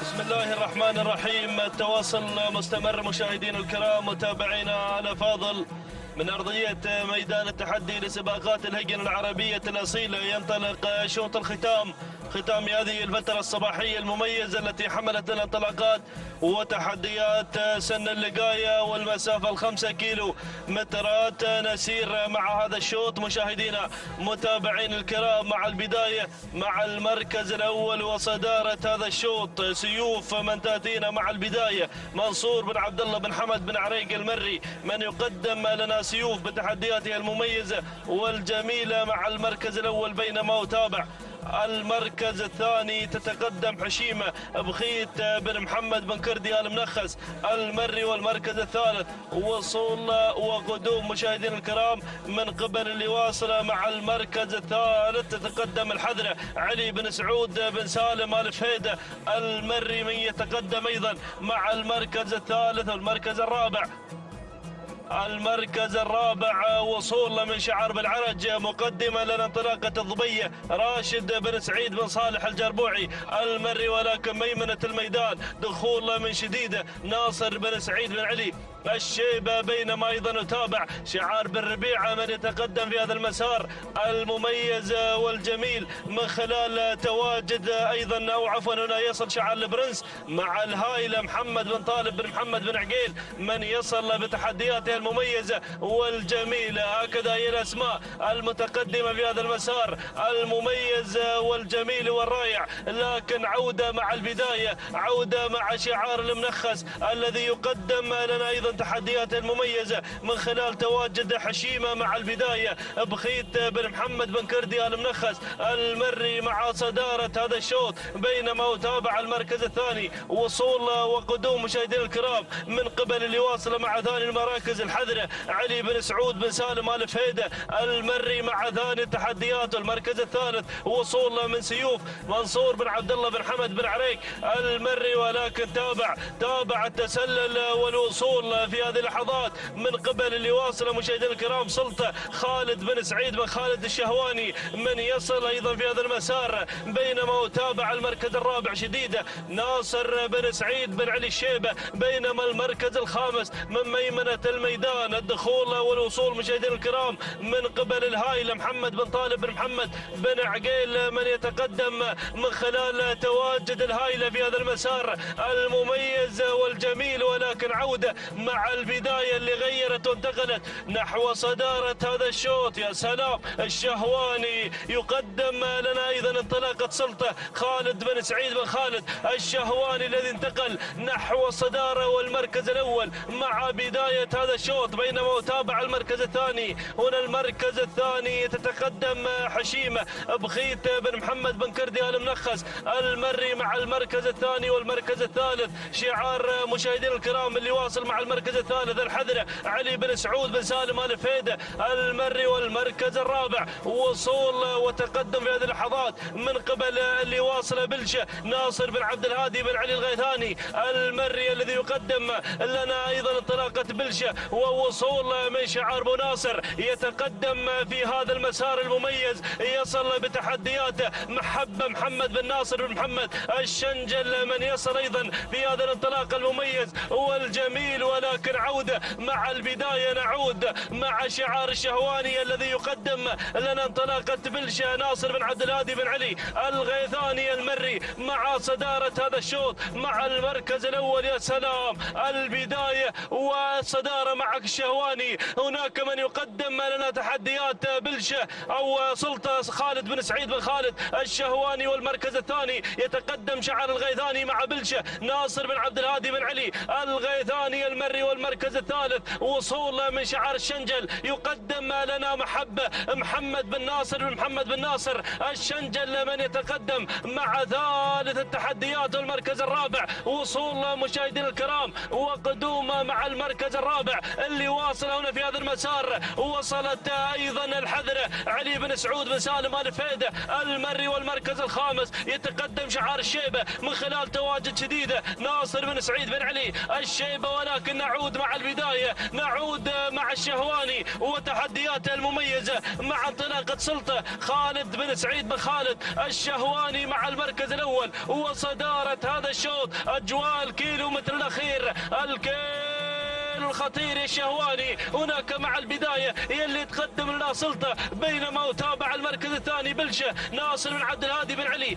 الغيثاني المري. والمركز الثالث تتقدم هنا مشاهدينا الكرام الحذرة علي بن سعود بن سالم آل فهيدة المري، بينما المركز الرابع وصول وتحركات من شديدة ناصر بن سعيد بن علي الشيبة. ولكن البداية الله يا سلطة مع المركز الأول والعصا في الإبطال بدون أوامر ولا شبه أوامر، دفع تلقائي وذاتي مع صدارة هذا الشوط مع المركز الأول مع البداية. يا سلام، إذا مشاهدينا الكرام سلطة طارت بناموس شوط الختام، طارت بهذا الانتصار المميز مع شوط الختام بتحدياتها المميزة بدون أوامر ولا شبه أوامر، دفع تلقائي وذاتي، عصاها مثبتة في الإبطال. سلام سلام يا الشهواني، سلام وسلام يا سلطة على هذا الأداء المميز والجميل اللي تقدمه سلطة مع شوط الختام وتحديات شوط الختام. إذا شوط الختام يتسجل مع سلطة. سلطة مشكور يا الشهواني، وسلمة يمينك على هذا الأداء المميز والجميل. والتهاني لسعيد بن خالد الشهواني الذي يقدم لنا أيضا تحديات سلطة مع المركز الأول بدون أوامر. سلطة تصل إلى خط النهاية، تهانينا والناموس على هذا الفوز وهذا الانتصار. المركز الثاني مشاهدينا الكرام وصلت شديدة بشعار ناصر بن سعيد بن علي الشيبة. المركز الثالث وصلت الحذرة علي بن سعود بن سالم آل فهيد المري. والمركز الرابع وصلت فوق مع عبد الله بن علي بن راشد المري. والمركز الخامس كان الوصول من سوايا محسن بن راشد بن سعد بن محمد بن هايلة. هكذا مشاهدينا الكرام متابعينا الأفاضل تابعنا هذا الشوط، ولكن أيضا حضرت مشاهدينا الكرام سلطة بشعار الشهواني الذي قدم لنا سلطة بتحدياته المميزة والجميلة مع شوط الختام. تهانينا والناموس على هذا الفوز وهذا الانتصار. توقيت الزمن 7 دقائق 36 ثانية 53 جزء من الثانية. تهانينا والناموس لخالد بن سعيد بن خالد الشهواني على هذا الفوز وهذا الانتصار. بينما المركز الثاني وصلت متعبة أو عفوا وصلت شديدة وتوقيت الزمن 7 دقائق 37 ثانية 68 جزء من الثانية. تهانينا والناموس الناصر بن سعيد بن علي الشيبة على هذا الفوز. بينما المركز الثالث كان القدوم والوصول مشاهدينا الكرام مع المركز الثالث وصلت الحذرة وتوقيت الزمن 7 دقائق 41 ثانية 35 جزء من الثاني. تهانينا والناموس لعلي بن سعود بن سالم آل فهيد المري. هكذا مشاهدينا الكرام وصلنا إلى شوط، أيضا وصلنا إلى ختام هذه الفترة الصباحية المميزة. ونذكر من خلال هذه الصفحة التي تظهر على شاشة قناة الريان الفضائية بصاحبة الشوط الأول الرئيسي التي حضرت تحذير بشعار سلطان بن محمد بن ناصر بن عبد الله الخليفة الذي قدم لنا تحذير مع أول الأشواط الصباحية. تهانينا والناموس لسلطان بن محمد بن ناصر بن عبد الله الخليفة على هذا الفوز وهذا الانتصار. بينما حضر بديع مع الشوط الأول الرئيسي للقعدان اللقاية بشعار عبد العزيز بن خالد بن عبد الله العطية. حضر شعار العطية مقدما لنا بديع بتحدياته المميزة. تهانينا والناموس على هذا الفوز.